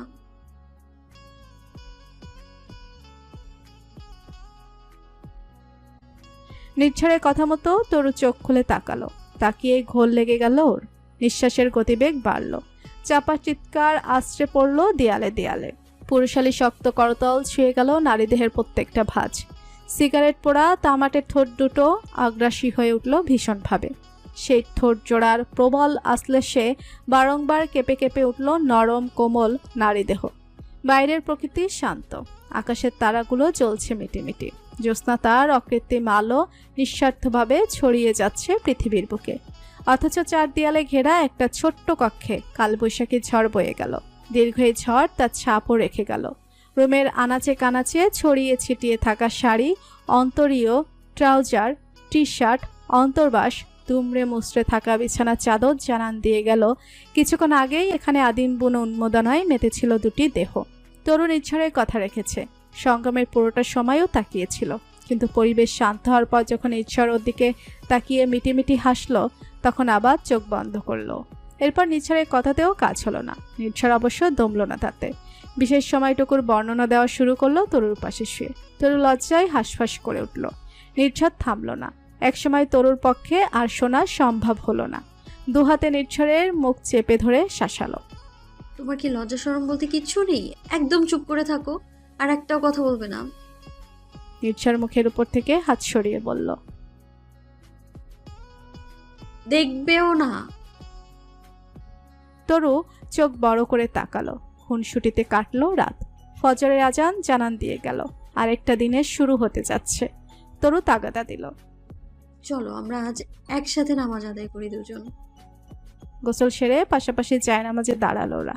স্বামী স্ত্রীর পবিত্র বন্ধনে আবদ্ধ হওয়ার পরে প্রথম সূর্যোদয়টা এলো ওদের জীবনে। ফজরের পর তরুর চোখটা লেগে এসেছিল। সেই ঘুম ভাঙল বেলা 10টায়। নির্ঝর তখনও গভীর ঘুমে। বাসায় এখন ওরা দুজন ছাড়া আছে একমাত্র তানি। আসগর সাহেব বিয়ের ব্যাপারটা মিটে যাওয়ার পরে আগের দিন দুপুরে খাবার খেয়ে রংপুর রওনা দিয়েছিলেন। লাভলি বেগমকে না দেখে আর স্থির থাকতে পারছিলেন না তিনি। যদিও তাড়া নেই, তবু এত বেলা অবধি শুয়ে থাকাটা তরুর ঠিক মনে হলো না। রুম থেকে বের হয়ে রান্নাঘরের দিকে রওনা হয়েছিল তরু, কিন্তু ডাইনিং টেবিলে সকালে নাস্তা সাজানো দেখে থেমে গেল। তানি একপাশে বসে খাচ্ছে। তরু প্রশ্ন করল, এর মধ্যে নাস্তা বানিয়ে ফেলেছিস? হ্যাঁ, ভাবলাম কাল রাতে নিশ্চয়ই তোমার উপর দিয়ে অনেক ধকল গেছে, তাই আজকের নাস্তাটা আমি বানালাম। মুখে দুষ্টু হাসি ঝুলিয়ে বিশেষ ভঙ্গিতে চোখ টিপে জবাব দিল তানি। তরু ঠোঁট বাঁকিয়ে বলল, ভালোই তো পেকেছিস। তানির নির্লিপ্ত উত্তর, চোখের সামনে লাভবাহিক নিয়ে ঘোরাঘুরি করলে না পেকে উপায় আছে? তরু চট করে আঁচল টেনে গলা ঢেকে নিল। তানি হেসে বলল, লাভ নেই সুন্দরী, যা দেখার তা তো দেখে ফেলেছি আমি।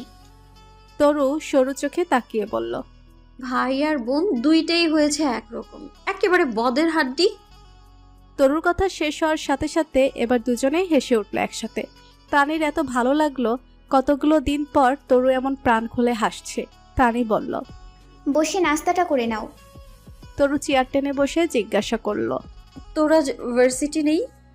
ছিল, ভাইয়ের বিয়ে উপলক্ষে কয়েকদিন মিস দেবো ভাবছি। সব সময় খালি ফাঁকিবাজির ধান্দা। তরু আপা, সত্যি বলছি, পড়াশোনা আর ভালো লাগে না। আব্বু তোমাকে এত ভালোবাসে, তোমার কথা ফেলবে না। যে কোনোভাবে আব্বুকে কনভিন্স করে আমার বিয়েটাও দিয়ে দাও না।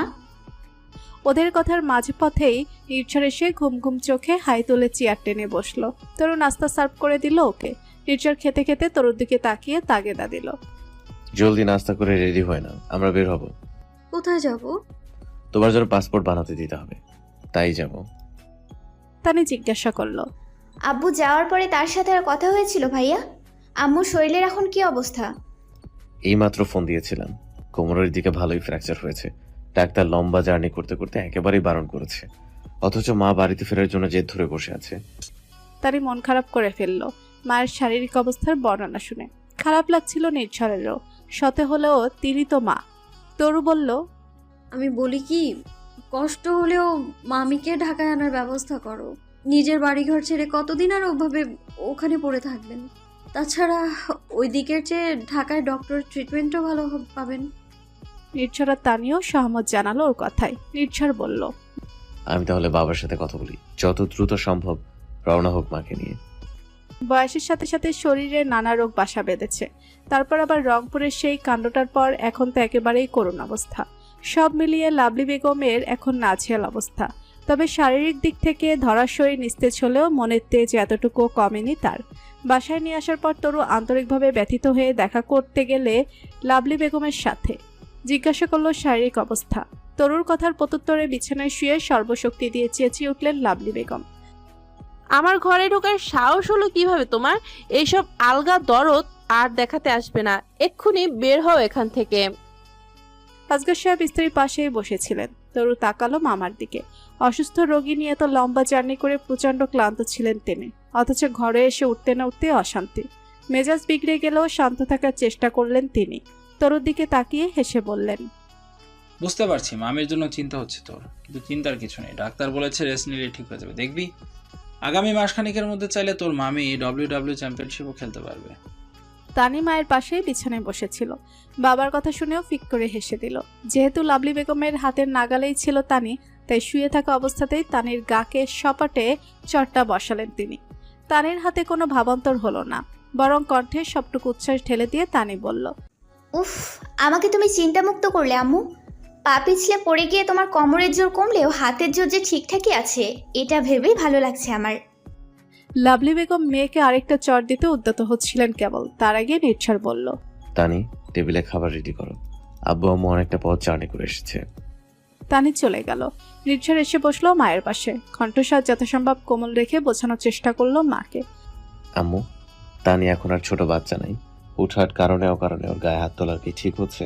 প্রথম যেদিন এলাম সেদিনও একটা বাইরের লোকের সামনে তুমি ওর গায়ে হাত তুললে, আজ আবার সে একই কাজ করলে। হুটহাট রেগে যাচ্ছ কেন কথায় কথায়? এসব কি হচ্ছে আম্মু? লাভলি বেগম ছেলের কথার কোনো জবাব না দিয়ে চোখ বন্ধ করে ফেললেন। নির্ঝর আর ঘাটালো না মাকে। কেটে গেল আরো 1 সপ্তাহ। সারা বাড়িময় দাপিয়ে বেড়ানো লাভলি বেগমের এখন দিন কাটে বিছানায় শুয়ে শুয়ে। এমনকি 3 বেলার খাবারটাও রুমে দিয়ে যেতে হয় কারো। কলেজ এবং টিউশনি নিয়ে একটা লম্বা সময় বাসার বাইরে কেটে যায় তানি। রান্নাবান্না এবং ঘরদোর দেখাশোনার সিংহভাগ দায়িত্ব তাই তরুর ঘাড়ে এসে পড়েছে। নিরুপায় হয়ে লাভলি বেগমকে মেনেও নিতে হচ্ছে সব। নির্ঝর বেশ ভালোই দৌড়ঝাঁপের মধ্যে আছে। তরুর পাসপোর্টটা যাতে দ্রুত তৈরি হয় তার জন্য তোড়জোড় চালাচ্ছে।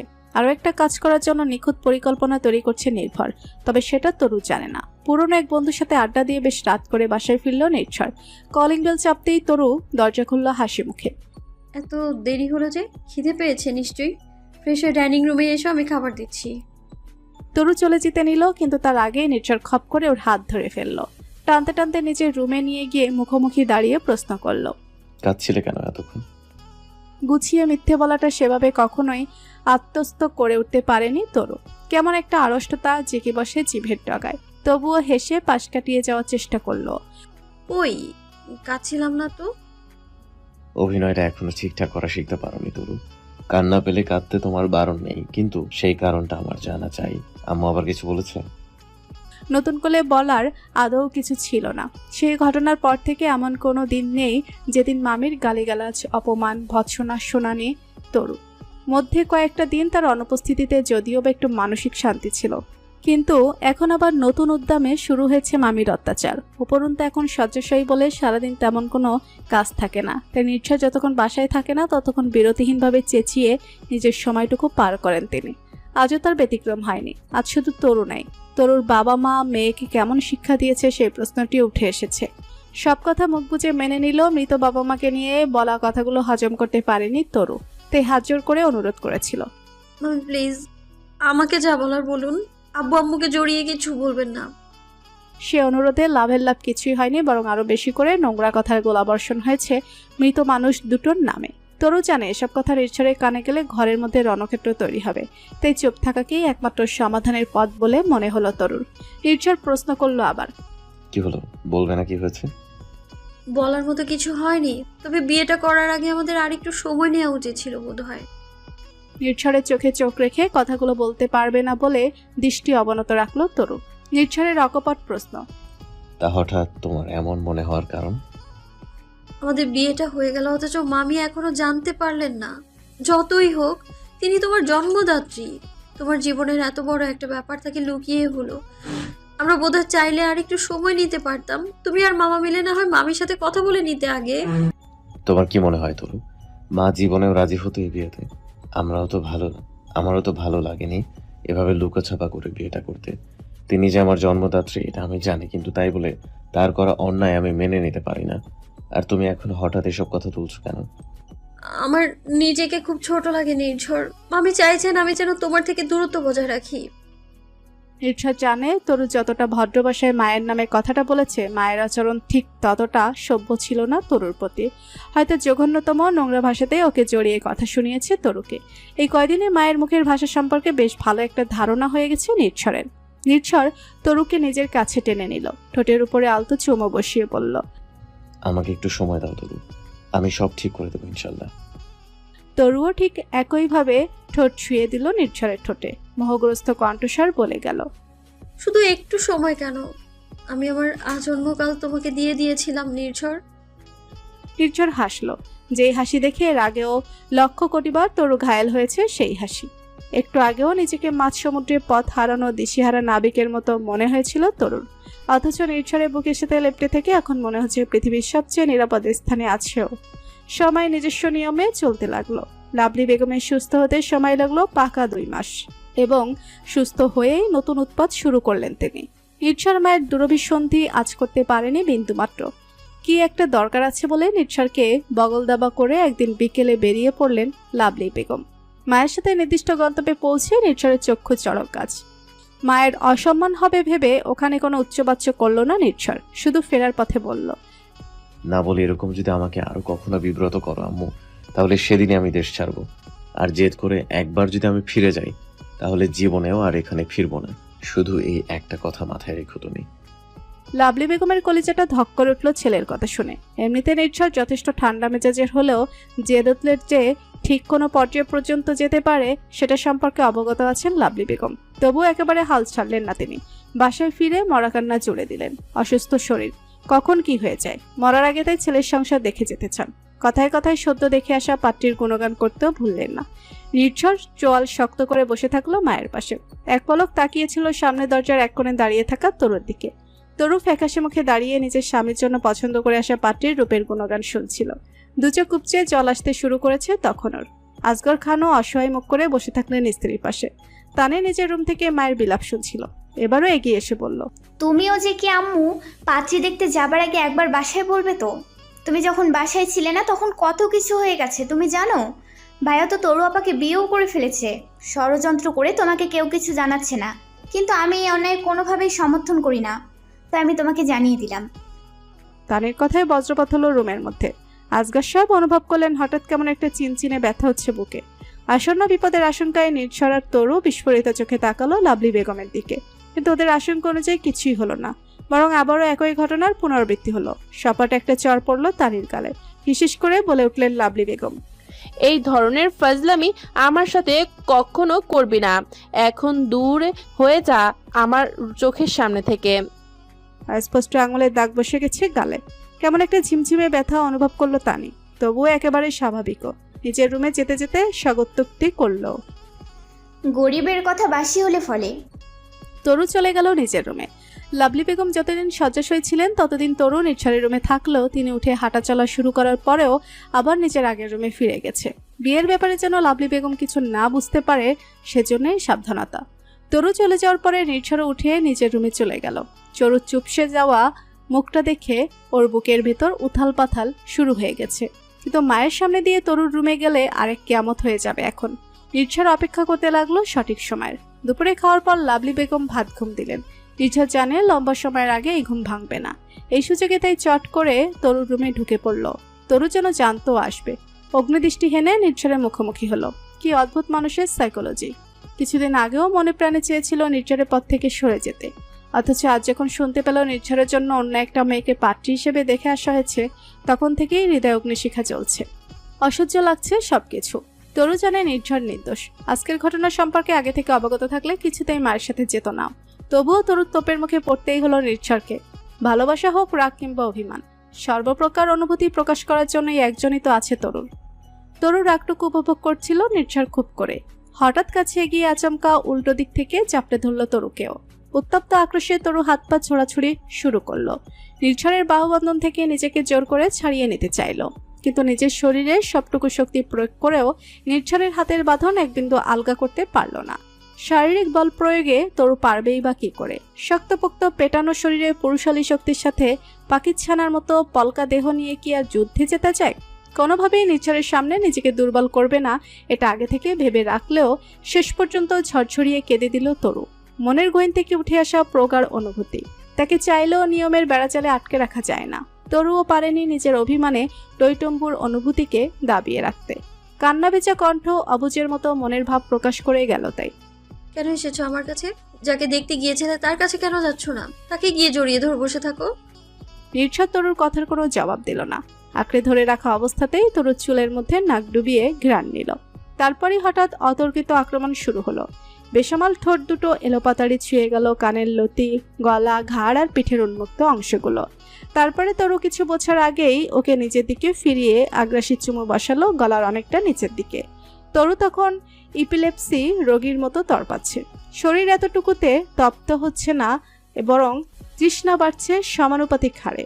অতৃপ্ত কায়া নির্ঝরকে খুব করে চাইছে আরো অনেক গভীরে। তরু শরীরের সবটুকু ভার ছেড়ে দিল। বোকা বোকা অভিমানগুলো মুখে লুকিয়ে কোথায় যেন পালালো।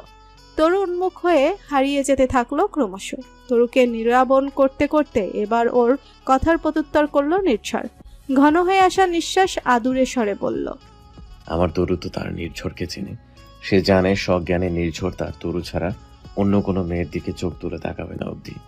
বিয়ে তো দূরে থাক, সব জেনেও কেন তবুও নির্ঝরকে দূরে সরিয়ে দিতে চাইছে তরু। তবে কি তার মনে নির্ঝরকে নিয়ে কোনো অবিশ্বাস তৈরি? তরু ডান হাতে নির্ঝরের মুখ চেপে ধরল। চোখে চোখ রেখে অনুতপ্ত স্বরে বলল, সরি। নির্ঝর মুখ থেকে হাত সরিয়ে সেই হাতের তালুতে আলতো করে চুমু দিল। ব্যাস, মান অভিমানের পর্বের পরিসমাপ্তি হলো ওখানে। পরের সময়টুকু কাটলো শুধুই সুখের ভেলায় ভেসে। ক্লান্ত পরিশ্রান্ত নির্ঝর নগ্ন তরুকে আঁকড়ে ধরেই ঘুমিয়ে পড়ল একসময়। ঘুমটা গভীর হওয়ার আগেই ভেঙে গেল তরুর মোবাইলের আচমকা রিংটনে। তানি কল করেছে। তরু কিছুটা অবাক হয়ে ফোন রিসিভ করে স্পিকার অন করে দিল। ফোন রিসিভ হওয়ার পর তরুকে কিছু জিজ্ঞাসা করার সুযোগ দিল না তানি। হড়বড় করে বলে গেল, আম্মু এইমাত্র ঘুম থেকে উঠেছে, ওয়াশরুমে আছে এখন। সম্ভবত ভাইয়ার রুমে যাবে এখন। জলদি ভাইয়াকে ওর রুমে পাঠিয়ে দাও। নির্ঝর এক লাফে উঠে দাঁড়ালো তানির কথা শুনে। কোনো রকমের টি শার্ট ট্রাউজার পরে দৌড়ে বের হয়ে গেল রুম থেকে। তরু হতভম্ব হয়ে বসে থাকলো খাটে। তানি তখনও বলে চলেছে, তোর আবার শুনছো? তরু লজ্জায় একটা শব্দও বলতে পারল না। খট করে লাইন কেটে দিল। তখনই রুমের বাইরে লাভলি বেগমের গলার আওয়াজ পাওয়া গেল। তরু রুমে বসে হেসে ফেলল। বাবা মায়ের স্নেহ, যত্ন, ভালোবাসা আর নির্ঝরের খুনসুটিময় সুখের অত্যাচার নিয়ে তরু ভালোই ছিল। তারপর আধার ঘনিয়ে আসা রাতগুলো এলো ওর জীবনে। প্রথমেই নির্ঝর বিদেশ চলে গেল। ভৌগোলিক দূরত্ব বাড়লেও মনের অ্যাটাচমেন্টটা রয়েই গিয়েছিল। তবুও দিন শেষে কোথাও একটা শূন্যতা অনুভব করত তরু। নির্ঝরের ফিচল হাসি দিয়ে কথার প্যাচে ফেলে ওকে লজ্জার সাগরে হাবুডুবি খাওয়ানোটা মিস করত খুব। তবুও চলে যাচ্ছিল দিনগুলি।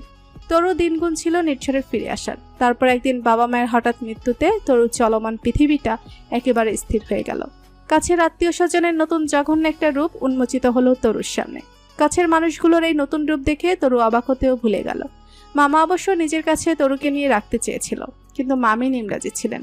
তরু তাই মামার প্রস্তাব প্রত্যাখ্যান করেছিল সবিনয়। বাবা মায়ের মৃত্যুর পর বিভিন্ন কঠিন পরিস্থিতির সম্মুখীন হতে হতে একসময় তরু মেনে নিয়েছিল যে ওর ভাগ্যে আর ভালো কিছু নেই। তরুর সেই ধারণা আরো মজবুত হয়েছিল ওর জীবনের শেষবারের ট্র্যাজেডিটা হওয়ার পর। কাছের মানুষদের আরেকবার চিনল তরু। ক্রমাগত অপমান লাঞ্ছনায় বিপর্যস্ত তরু শেষ পর্যন্ত বাঁচার আশা ছেড়ে দিয়েছিল। ঠিক তখনই আবার এলো নির্ঝর। এখনকার নির্ঝর আগের চেয়ে অনেক বেশি পরিণত ও দায়িত্বশীল।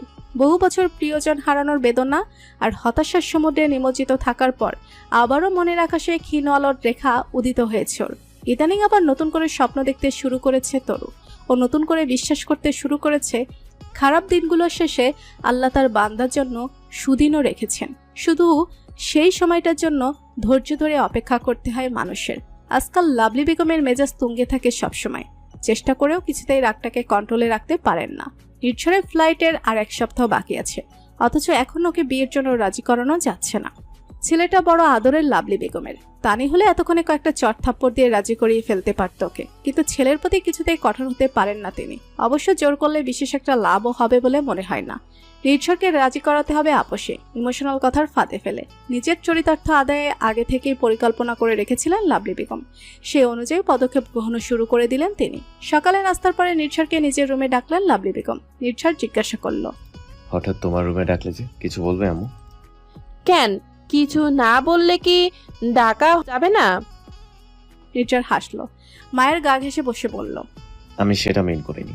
আসলে আমার একটু বের হতে হবে। ফ্লাইটের আর 7 দিন বাকি আছে, বুঝতেই পারছো, একটু ব্যস্ততা যাচ্ছে। সে না হয় যাবে, আগে কিছুক্ষণ আমার সামনে বসে থাক। আমার সোনা বাবাটা আবার আমাকে রেখে চলে যাবে। কতগুলো বছর আবার তাকে দেখতে পাবো না। শরীরের অবস্থা তো ভালো যাচ্ছে না। যদি তুই আবার দেশে ফেরার আগেই মরে যাই? নির্ঝর মায়ের কোলে মাথা এলিয়ে দিল। এভাবে কেন বলছো মা? তুমি সুস্থ থাকবে ইনশাল্লাহ। আল্লাহ ভালো জানে, শুধু তোর একটা সংসার দেখে যেতে পারলেই আমার শান্তি লাগতো। যাই হোক, তোকে আমি আর জোর করব না। যদি মনে করিস মা বয়স্কা মানুষ, আজ আছে কাল নেই, তাহলে তুই নিজেই মায়ের কথা রাখবে। আমাকে আর একটু সময় দাও মা। আমি তো তোমাকে জোর করছি না আব্বা, তুমি যা চাও তাই হবে। মায়ের এই কণ্ঠস্বরের সাথে পরিচিত নির্ঝর। আদর আহ্লাদ করার সময় মায়ের তুই সম্বোধন বদলে তুমি হয়ে যায় সবসময়। অন্য সময় হলে হয়তো নির্ঝর মায়ের এই আহ্লাদটুকু পেয়ে একেবারে গলে যেত, কিন্তু এখন আর নির্ঝর সে আগের নির্ঝর নেই। শত হলেও তিনি জন্মদাত্রী মমতাময় মাই। দীর্ঘ 10 মাস 10 দিন গর্ভে ধারণ করেন তিনি। পৃথিবীতে আসার পর তার দুগ্ধপান করে প্রথমবার তৃষ্ণা মেটে। বাইরের প্রতিকূল পরিবেশ থেকে খুব যত্ন করে আগলে রেখে একটু একটু করে সন্তানকে বড় করেন তিনি। হ্যাঁ, নির্ঝর মাকে ভালোবাসে। মায়ের অসুস্থতায় ব্যাকুল হয়, কিন্তু মায়ের প্রতি বিশ্বাসটা এখন ঠিক আগের মতো আসে না।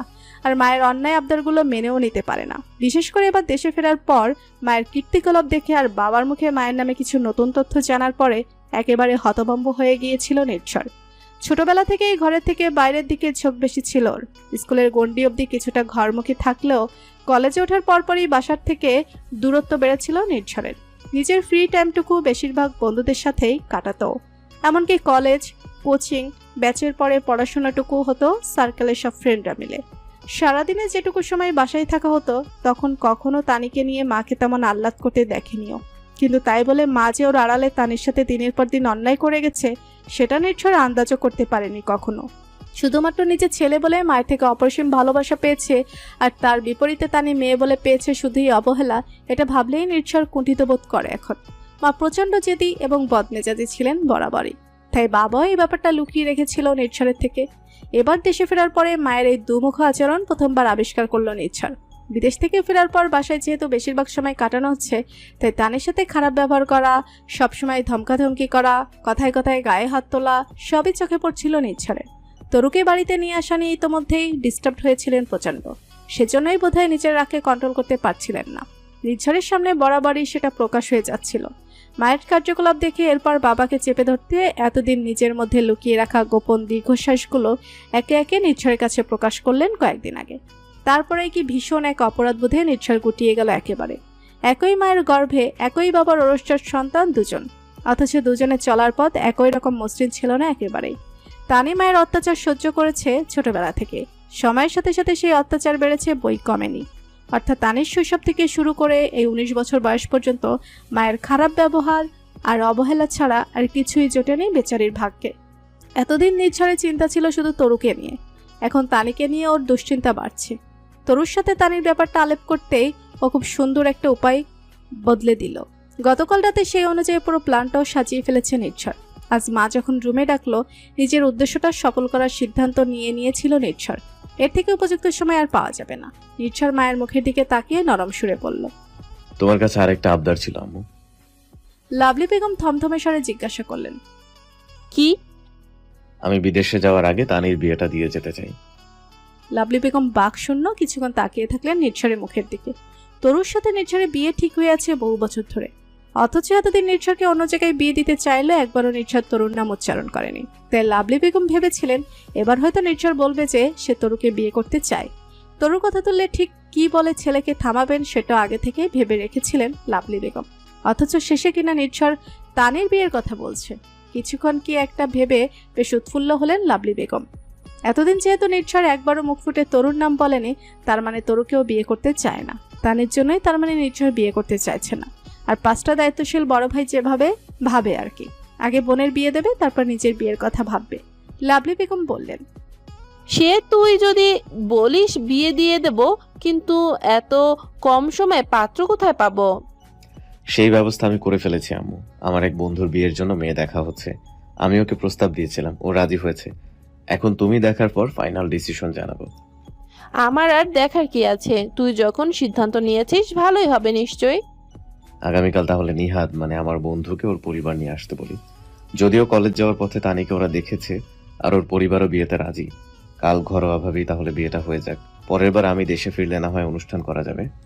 তুই যা ভালো বুঝিস। লাভলি বেগম ছেলের প্রত্যেক কথায় সায় দিয়ে যাচ্ছিলেন। তানির বিয়েটা হয়ে গেলে ছেলে নিজের বিয়েতে মত দিয়ে দিবে সেই আশায়। নির্ঝর মায়ের থেকে বিদায় নিয়ে রুমের বাইরে বের হয়ে দীর্ঘশ্বাস ফেলল। তানির প্রতি মায়ের উদাসীনতা আরও একবার ওর চোখের সামনে স্পষ্ট হয়ে উঠল। নিজের সন্তানকে কতটা ফেলনা মনে করলে মাত্র 2 মিনিটের মধ্যে কিছু না ভেবে এভাবে বিয়েতে মত দেওয়া যায়, সেটা বুঝতে অসুবিধা হয় না ওর। নিহাদকে ব্যাপারটা জানাতেই খুশিতে চাপটে ধরল নির্ঝরকে। নির্ঝর হেসে বলল, ছাড়ো তো, এবার তো দম আটকে যাবে। তুই জানিস না নির্ঝর, আজ আমি কতটা খুশি। টানা 3টা বছর তোর বোনের পিছনে খুরখুর করলাম, পাত্তাই দিল না আমাকে। ফাইনালি আমি তাকে পেঁচে যাচ্ছি। মানে কি এসবের? বিদেশে যাওয়ার আগে বলে গিয়েছিলাম মাঝে মধ্যে তানির খেয়াল রাখতে, আর তুই কিনা নিজে ওকে প্রপোজ করেছিস। তুই বলে গিয়েছিলি বলেই না নজরে পড়লো তোর বোনটা। তুই বললি বলেই মাঝে মাঝে গিয়ে খোঁজ নিতাম। এমন করতে করতেই কখন জানি প্রেমে পড়ে গেলাম। কিন্তু তুই কিভাবে বুঝলি যে তানির প্রতি আমার দুর্বলতা আছে? তানি বলেছিল তোকে? না, তানি তরুর সাথে বলেছিল। সম্ভবত তোর প্রতি তানিরও একটা ভালো লাগা ছিল, কিন্তু মায়ের ভয়ে এগোতে পারছিল না। তানি নিজের ভালো লাগার কথা তরুকে বলেছিল আগে, তাই তরুই বুদ্ধি দিল বিদেশে যাওয়ার আগে তানির বিয়েটা দিয়ে দিতে। নিহাদের সাথে কথা বলে বাড়ি ফিরে এলো নির্ঝর। বিয়েটা ঘরোয়াভাবে হলেও আয়োজনের একটা ব্যাপার আছে। বিয়ের পূর্ব প্রস্তুতি নিয়ে সারাটা দিন ধরে আসগর খান আর নির্ঝরের উপর দিয়ে ভালোই ধকল গেল। সারাদিনের কাজকর্ম সেরে দুজন বাসায় ফেরার পরে লাভলি বেগম শুরু করলেন নতুন কাহিনী। তানির বিয়েতে তরুকে তিনি কিছুতেই থাকতে দেবেন না। অপয়া, চরিত্রহীন সহ নোংরা সব অপবাদ একের পর এক চাপিয়ে দিলেন তিনি তরুর মাথায়। তরু নিজে একপাশে দাঁড়িয়ে আবারও সেই অপমানগুলো হজম করছিল। এতগুলো দিন ধরে মামির মুখে এসব কথা অন্তত 1000বার শুনেছে তরু, তবুও প্রত্যেকটা লাইন বলার সময় অশ্রুবিন্দু টপ টপ করে পড়তে থাকে ওর চোখ থেকে। শব্দগুলো কানে প্রবেশ করার পর লজ্জায় অপমানে মাটিতে মিশে যেতে ইচ্ছে করে। নির্ঝর দাঁতে দাঁত চেপে শুনছিল মায়ের কথা। শুধুমাত্র রাত পোহালেই তানির বিয়ে বলে নিজেকে শান্ত রাখার সর্বোচ্চ চেষ্টা করে যাচ্ছিল। লাভলি বেগমকে পুরো কথা শেষ করতে দিলেন না আসগর খান। তার আগেই বললেন, আচ্ছা, তোমার সমস্যা তরুকে নিয়ে তো? কালই আমি তরুকে অন্য কোথাও রেখে আসবো। তরু আর এই বাড়িতে থাকবে না। এবার খুশি তুমি? নির্ঝর বাবার কথায় অবাক হয়ে তাকালো। পরে বাবাকে একাপে কিছু প্রশ্ন না করে পারল না। তুমি আম্মুর কথায় রাজি হয়ে গেলে আব্বু? তরু কাল বিয়েতে থাকবে না? আমি অনেক ভেবেচিন্তে সিদ্ধান্তটা নিয়েছি নির্ঝর। তোর মা বোকা নন। তোর যেদিন ফ্লাইট, সেদিন তোকে আর তরুকে একসাথে সে কিছুতে বের হতে দেবে না। আমি নিজেই তাই ভাবছিলাম কিভাবে তরুকে কিছুদিন আগেই বাসা থেকে বের করব। তোর মা বরং সেই সুযোগটা করে দিয়ে ভালোই করেছে। তুমি অযথাই বেশি ভাবছো আব্বু। আমার স্ত্রীকে আমি নিয়ে গেলে আম্মুর কি বা করার থাকতে পারে? তোকে একটা ঘটনা বলি নির্ঝর, অনেকদিন আগের। তাহলে তুই বুঝতে পারবি যে কেন আমি এত সাবধান হতে চাইছি আগে থেকেই। তোর বয়স তখন 5। আমি ঢাকায় থাকি তোকে আর তোর মাকে নিয়ে, আর তোর দাদি থাকেন গ্রামে। একদিন প্ল্যান করলাম তোকে আর তোর মাকে নিয়ে কক্সবাজার যাব। পরের দিনের জন্য টিকিট কাটা হলো। সেদিন রাতে গ্রামের বাড়ি থেকে আমার এক চাচা এলেন তোর দাদির অসুস্থতার খবর নিয়ে। তিনি খুব অসুস্থ, তাই আমাকে দেখতে চাইছেন। প্রচণ্ড উৎকণ্ঠা আর চিন্তা নিয়ে আমি গোছগাছ শুরু করলাম গ্রামের বাড়িতে যাওয়ার জন্য। তখনই তোর মায়ের সাথে তুমুল ঝগড়া লেগে গেল আমার। সে কিছুতেই আমাকে গ্রামে যেতে দেবে না।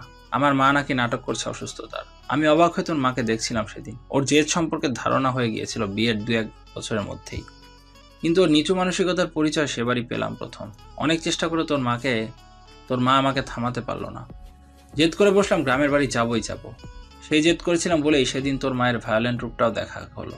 দৌড়ে গিয়ে রান্নাঘর থেকে চাকু নিয়ে এলো, ঘুমন্ত তোর গলায় ঠেকিয়ে ভয় দেখালো আমাকে। যদি আমি তার কথা না শুনে গ্রামে যাই তাহলে প্রথমে তোকে খুন করবে, তারপর নিজে সুইসাইড করবে। ওর হিংস্র চোখের দিকে তাকিয়ে মনে মনে আমি ভয়ে পেলেও দমলাম না। ভাবলাম হয়তো আমাকে শুধুই ভয় দেখাচ্ছে। আমাকে মানাতে না পারে এরপর সবচেয়ে অপ্রত্যাশিত কাজটা করলো তোর মা। চাকুর এক পোষ দিল নিজের বাহুতে। রক্তকরণ হচ্ছিল খুব, বোঝাই যাচ্ছিল শুধু আমাকে ভয় দেখানোটাই উদ্দেশ্য ছিল না তার।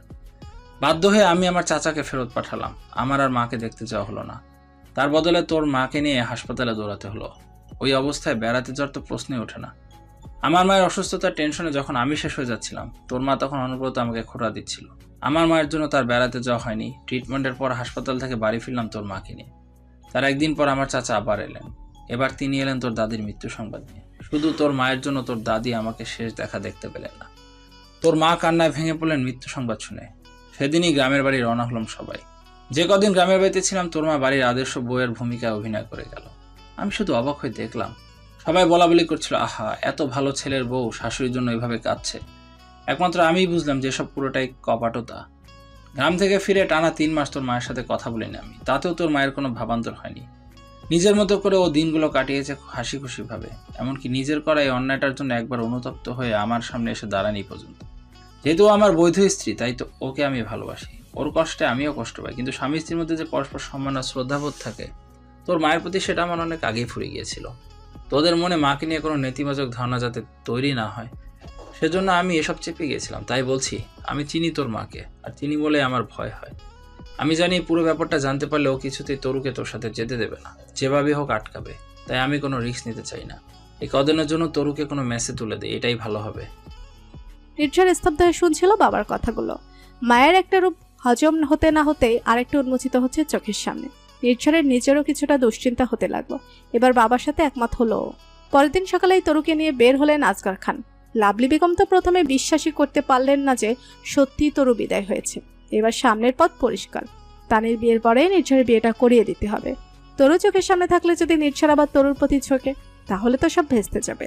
সেজন্যই তরুকে বাড়ি থেকে বের করে দিয়ে অগ্রিম সাবধানতা অবলম্বন করতে হলো। যাদের মাথায় অনেক বুদ্ধি থাকে তারাও মাঝে মাঝে ভুল করে ফেলে। লাভলি বেগমও সবচেয়ে বড় ভুলটা করলেন তরুকে বাসা থেকে বের করে দিয়ে।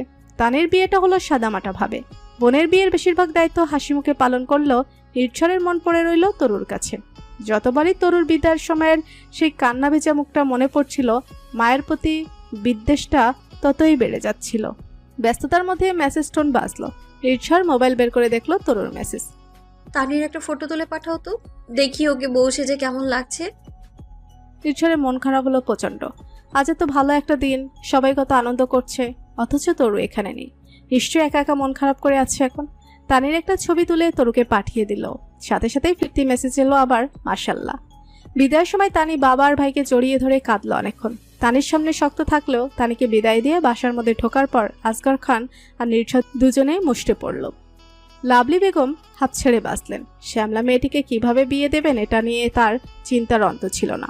শেষ পর্যন্ত বিয়েটা হলো। তবে সবকিছু ঠিকঠাকই হচ্ছে এখন পর্যন্ত। এবার শুধু নির্ঝরকে বিয়ের জন্য রাজি করাতে পারলেই হয়।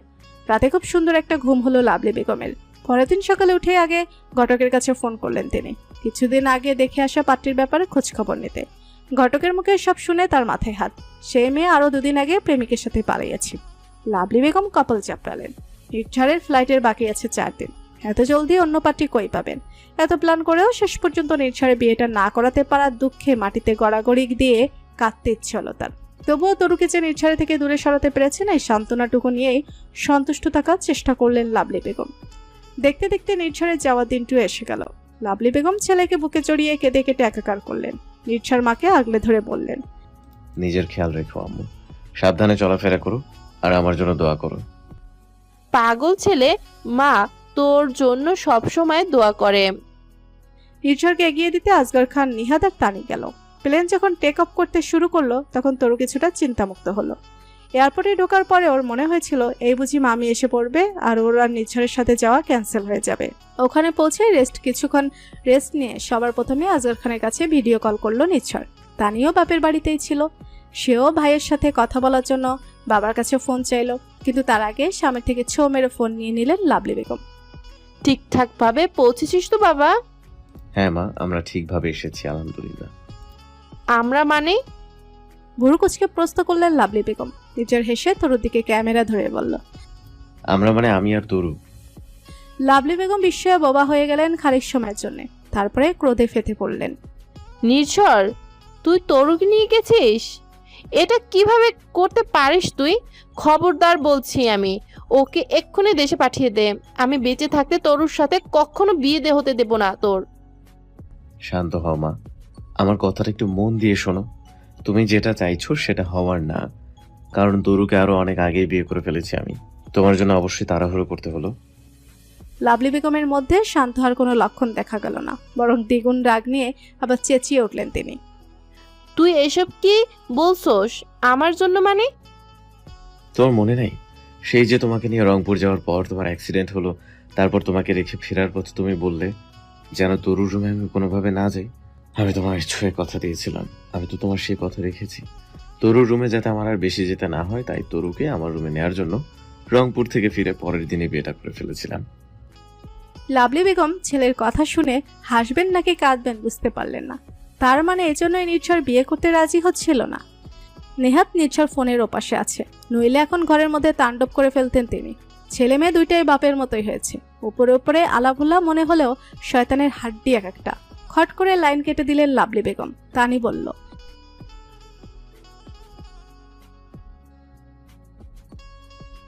মেয়েকে থাপ্পড় দেওয়ার জন্য হাত নিষ্পিস করলেও নিজেকে অনেক কষ্টে নিজেকে দমিয়ে রাখলেন লাভলি বেগম। অধিকারটা আগের চেয়ে অনেক ফিকে হয়েছে। বিবাহিত মেয়ের গায়ে যাইলেই যখন তখন হাত তোলা যায় না।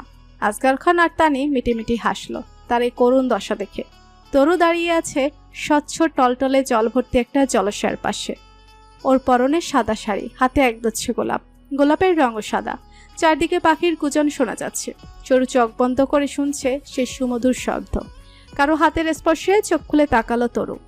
নির্ঝর দাঁড়িয়ে আছে ওর মুখোমুখি। তরু নিজের হাতের ফুলগুলো নির্ঝরের দিকে এগিয়ে দিতে গিয়ে চমকে গেল। সাদা ফুলগুলো সব পচে কালো হয়ে গেছে। হঠাৎ কান্না পেয়ে গেল তরুর। নির্ঝর আদুরের স্বরে প্রশ্ন করলো, কাঁদছো কেন তরু? তরু কেঁদে কেঁদে বলল, তোমাকে দেবে বলে যত্ন করে রেখে দিয়েছিলাম ফুলগুলো, অথচ দেখো সবগুলো ফুল নষ্ট হয়ে গেল। আমার তরু, কেঁদো না প্লিজ। তুমি চোখটা বন্ধ করো একটু, দেখবে সব ঠিক হয়ে যাবে। তরু আবার চোখ বন্ধ করে ফেললো। কতকাল গেল কে জানে। নির্ঝর আবার বলল, এবার চোখ খুলে তাকাও তরু। তরু চোখ খুলে তাকিয়ে দেখলো ফুলগুলো আবার আগের মতো সতেজ আর সুন্দর হয়ে গেছে। ঠিক তখনই ভায়োলিন বেজে উঠলো কোথাও। চোখের সামনে হাস্যোজ্জ্বল নির্ঝর আস্তে আস্তে বিলীন হতে শুরু করলো। একসময় তরু বুঝতে পারলো ওটা আসলে ভায়োলিনের শব্দ নয়, মোবাইলের অ্যালার্ম টোন। আর এতক্ষণ যেটাকে বাস্তব বলে মনে হচ্ছিল সেটা শুধুই একটা স্বপ্ন ছিল। ঘুম ভেঙে উঠে বসলো তরু। পাশে তাকিয়ে দেখলো নির্ঝর নেই। তরু পাশের রুমে গিয়ে উকি দিল। নির্ঝর ল্যাপটপ নিয়ে বসে আছে। তরু জিজ্ঞাসা করলো, সে কি, তুমি উঠলে কখন ঘুম থেকে? আরো অনেক আগে। নামাজ পড়েছো? অজু করে আসো, একসাথে নামাজ পড়বো। নামাজ আদায় করে নির্ঝর তরুর কপালে চুমু দিল, বলল, তরু, তোমার জন্য আজ একটা সারপ্রাইজ আছে। তরু প্রশ্নবোধক দৃষ্টিতে তাকালো। কি সারপ্রাইজ? আগে তোমার ফেসবুক আইডিটা অ্যাক্টিভ করো, তাহলেই বুঝতে পারবে। এসব কি বলছো? তুমি তো জানো ওই ইনসিডেন্টের পর আমি সব সোশ্যাল সাইটে যাওয়া বন্ধ করে দিয়েছি। আবার অ্যাক্টিভ করলে তো সবার নোংরা কথা শুনতে হবে। তবুও তুমি আমাকে ভরসা করো তো তরু। তোমার কোনো সন্দেহ আছে? না, নেই, তাই বলছি আইডিটা অ্যাক্টিভ করো। তরু ভয়ে ভয়ে সোশ্যাল সাইটে ঢুকলো। এই বুঝি ওকে অ্যাক্টিভ দেখে লিস্টের কেউ নোংরা কতগুলো 20 বাক্য ছুড়ে দিল ওর দিকে। কিন্তু সত্যি খুব বড় একটা সারপ্রাইজ অপেক্ষা করছিল ওর জন্য। আশার ফেসবুক পোস্টটা দেখে হতভম্ব হয়ে গেল তরু। পোস্টটা পড়তে পড়তে তরুর বিস্ময় বাড়তেই থাকলো। আশায় নিজেই কনফেস করেছে যে তরুর সাথে হয়ে যাওয়া সেই ইনসিডেন্টে তরুর কোনো দোষ ছিল না, ও তরুর প্রতি ঈর্ষান্বিত হয়ে এই কাজটা করেছে। এমনকি এটাও লিখেছে যে ওই ছবিটা আসলে তরুর ছিলই না, ফটোশপ করে ওটা তৈরি করা হয়েছে। নিজের এই কাজের জন্য তরুর কাছে আন্তরিকভাবে ক্ষমা প্রার্থী সে। তরু অবাক হয়ে নির্ঝরের দিকে তাকিয়ে বলল, এটা কিভাবে সম্ভব? আমি তেমন কিছুই করিনি তরু, শুধু দেশ থেকে ফেরার আগে আসার জন্য একটা ফাঁদ পেতে রেখে এসেছিলাম। আশা নিজেই সেই ফাঁদে পা দিয়েছে। বড়লোক ছেলে পটিয়ে বিয়ে করার লোভে নিজের বেশ কিছু আপত্তিকর ছবি দিয়েছিল। সেই ছবিগুলো দিয়ে ব্ল্যাকমেল করতে সব বলে দিল। কিন্তু আশা এখন যখন বলেছে সেটাও তো মিথ্যে। সেদিনের ওই ছবিটা তো সত্যিই আমার ছিল। হ্যাঁ ছিল, সেটা তুমি জানো, আমি জানি, কিন্তু আর তো কেউ জানে না। কোনো দোষ না করে আজীবন তোমাকে কুণ্ঠিত হয়ে থাকতে হবে, এটা আমি কিছুতেই মেনে নিতে পারবো না তরু। আমি চাই আমার তরু যেন সবার সামনে স্বাভাবিকভাবে চলতে পারে। সেজন্য নিলাম না হয় একটু মিথ্যার আশ্রয়। ওকে অনলাইনে পেয়ে তোমাদের মেসেজের পর মেসেজ আসতে শুরু করেছে ইনবক্সে। ওদিকে আশাকে গালিগালাজ করে পোস্ট করছে সবাই। তরু ফোনটা পাশে রেখে নির্ঝরকে আচমকা গিয়ে জড়িয়ে ধরল। নির্ঝর টের পেল ওর বুকের কাছে টি শার্ট ভিজে উঠছে। তরুকে আর একটু গভীরভাবে আগলে নিল। কাঁদছো কেন তরু? আজ তো আমাদের আনন্দের দিন। তোমার জন্য আরেকটা সারপ্রাইজ আছে তরু। কি সেটা? আমরা আগামী মাসে বাংলাদেশ যাচ্ছি। কিন্তু তুমি তো সব সময় চাইতে দেশে বাড়ি সেটেল হতে। একসময় চাইতাম, কিন্তু পরিবার ছেড়ে বিদেশে এসে একা থেকে আমার সেই স্বাদ মিটে গেছে। ভেবেছিলাম নিজের ফাইন্যান্সিয়াল দিকটা শক্তপোক্ত করে পার্মানেন্টলি দেশে ফিরে তোমাকে বিয়ে করব। কিন্তু তোমার ওই ইনসিডেন্টটার পরে আমি বুঝতে পেরেছিলাম যে দেশে থাকলে তুমি কখনোই একটা সুস্থ স্বাভাবিক জীবন পাবে না। তাই তোমাকে বিয়ে করে এখানে নিয়ে এসেছিলাম। কিন্তু দেশ থেকে আসার আগে আমার একটা ফ্রেন্ডকে প্ল্যান করে আসার পেছনে লাগিয়ে দিয়ে এসেছিলাম। আমি নিশ্চিত ছিলাম যে ও ঠিক এই ফাঁদে পা দেবে। হলেও তাই। আশাকে শাস্তি দেওয়ার আর্জি আমি আল্লাহর কাছে জানিয়েছি। আমি শুধু চেয়েছিলাম তোমার উপর থেকে মিথ্যা দোষের বোঝাটা নামাতে, এবং আমি সেটা পেরেছি। ফাইনালে 1 বছর পর আমি তোমাকে নিয়ে দেশে ফিরতে পারবো এখন। তাছাড়া আমি জানি আমার তরু দেশ ছেড়ে এত দূরে এসে ভালো নেই একদমই। তরু চমকে উঠল। না বলতেও নির্ঝর ওর মনের কথাগুলো ঠিক বুঝে যায়। সত্যি দেশ ছেড়ে আসার ইচ্ছে একদমই ছিল না তরুর। বাবা মা সাথে নেই, কিন্তু তাদের সমাধিটুকু তো সেই দেশেই রয়ে গেছে। দেশে মামার সেই স্নেহমাখা কথা, তানের খুনসুটি সব ফেলেই বিদেশ বিভুঁইয়ে একা থাকতে মন সায় দিত না। এটা ঠিক যে তরুর ভালো থাকার জন্য নির্ঝরের ভালোবাসার থেকে বেশি কিছু দরকার ছিল না কখনো, কিন্তু তবুও কোথাও যেন একটা শূন্যতা থেকেই যেত। তরু ভেবেছিল আশার নামটা জীবনে আর কখনো মনে করবে না। আশার প্রাপ্য শাস্তি আল্লাহকে দেবেন। কিন্তু হঠাৎ একদিন সোশ্যাল সাইটে একজন স্ট্যাটাস দেখে চমকে গেল। রীতিমতো হাত পা কাঁপছিল। আশা সুইসাইড করেছে। আরও ঘাটাঘাটি করে একটা ভিডিও লিঙ্কও পেয়ে গেল তরু। কয়েক সেকেন্ড সেটা দেখে আর রুচি হলো না তরুর। একজন মৃত মানুষের এমন নোংরা ভিডিও সহ্য করার মতো নয়। তরু মোবাইল নিয়ে দৌড়ে নির্ঝরের কাছে গেল। নির্ঝর, তুমি যে বলেছিলে যে আশাকে ব্ল্যাকমেল করার জন্য করা সেই সব ফটো সব ডিলিট করে দেওয়া হয়েছে, তাহলে আজ এই ভিডিওটা ভাইরাল হলো কি করে?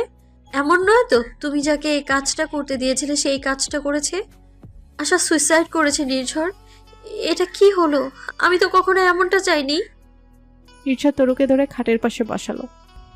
রিল্যাক্স তরু, তুমি কাঁপছো ভীষণ, একটু শান্ত হও। আমি তোমাকে এক্সপ্লেইন করছি। আমার যে বন্ধুটি আশার সাথে কথা বলতো সে আর কেউ নয়, সে নিহাদ। আর আশার সাথে মেসেজিং করতো তানি। নিহাদ কথার ফাঁদে ফেলে শুধুই আশার কয়েকটি ছবি নিয়েছিল, কোনো ভিডিও নয়। কিন্তু সেই নোংরা ছবিগুলো আমি বা নিহাদ কেউ দেখিনি অবধি। ছবিগুলো দিয়ে মেসেজে ব্ল্যাকমেইল করার কাজটা তানিই করেছিল। তোমার কি মনে হয় ওরা কেউ এসব ভাইরাল করবে? আমার মনে হচ্ছে অন্য কারোর সাথে আশার অনৈতিক সম্পর্ক ছিল, সেই হয়তো কাজটা করেছে। তরু আশার ব্যাপারটা জানার জন্য ওর এক কাজিনকে নক করলো। শেষে দেখা গেল নির্ঝরের কথাই ঠিক। লোভী আশা দামি দামি গিফটের আশাতে অবৈধ সম্পর্ক গড়ে তুলেছিল ওখানকার এমপি ছেলের সাথে। সেই লোভী শেষ পর্যন্ত ওকে মৃত্যুর দিকে টেনে নিয়ে গেল। আশার প্রতি ঘৃণা থাকলে ওর এমন করুণ পরিণতি কখনো চায়নি তরু। আফসোস হলো আশার জন্য। এজন্যই বোধহয় বলে, পরের জন্য ফাঁদ পাতলে সেই ফাঁদে একদিন নিজেরই পড়তে হয়। অবশেষে সেই দিনটি এলো। দীর্ঘ 1 বছর পর নিজের দেশে পা রেখে আনন্দে তরুর মনটা আনচান করে উঠল। নির্ঝরের একটা হাত তখন ওর হাতের ভাঁজে বন্দি। তরু হাতের বাঁধন আর একটু শক্ত করলো। তরু জানে এই হাত সবসময় ওকে আগলে রাখবে, এভাবেই ভালোবেসে। তরু মনে মনে বলল, হৃদয়ের গোপন কুঠুরিতে তুমি রয়ে যাবে সখা, আজ অন্য কাল।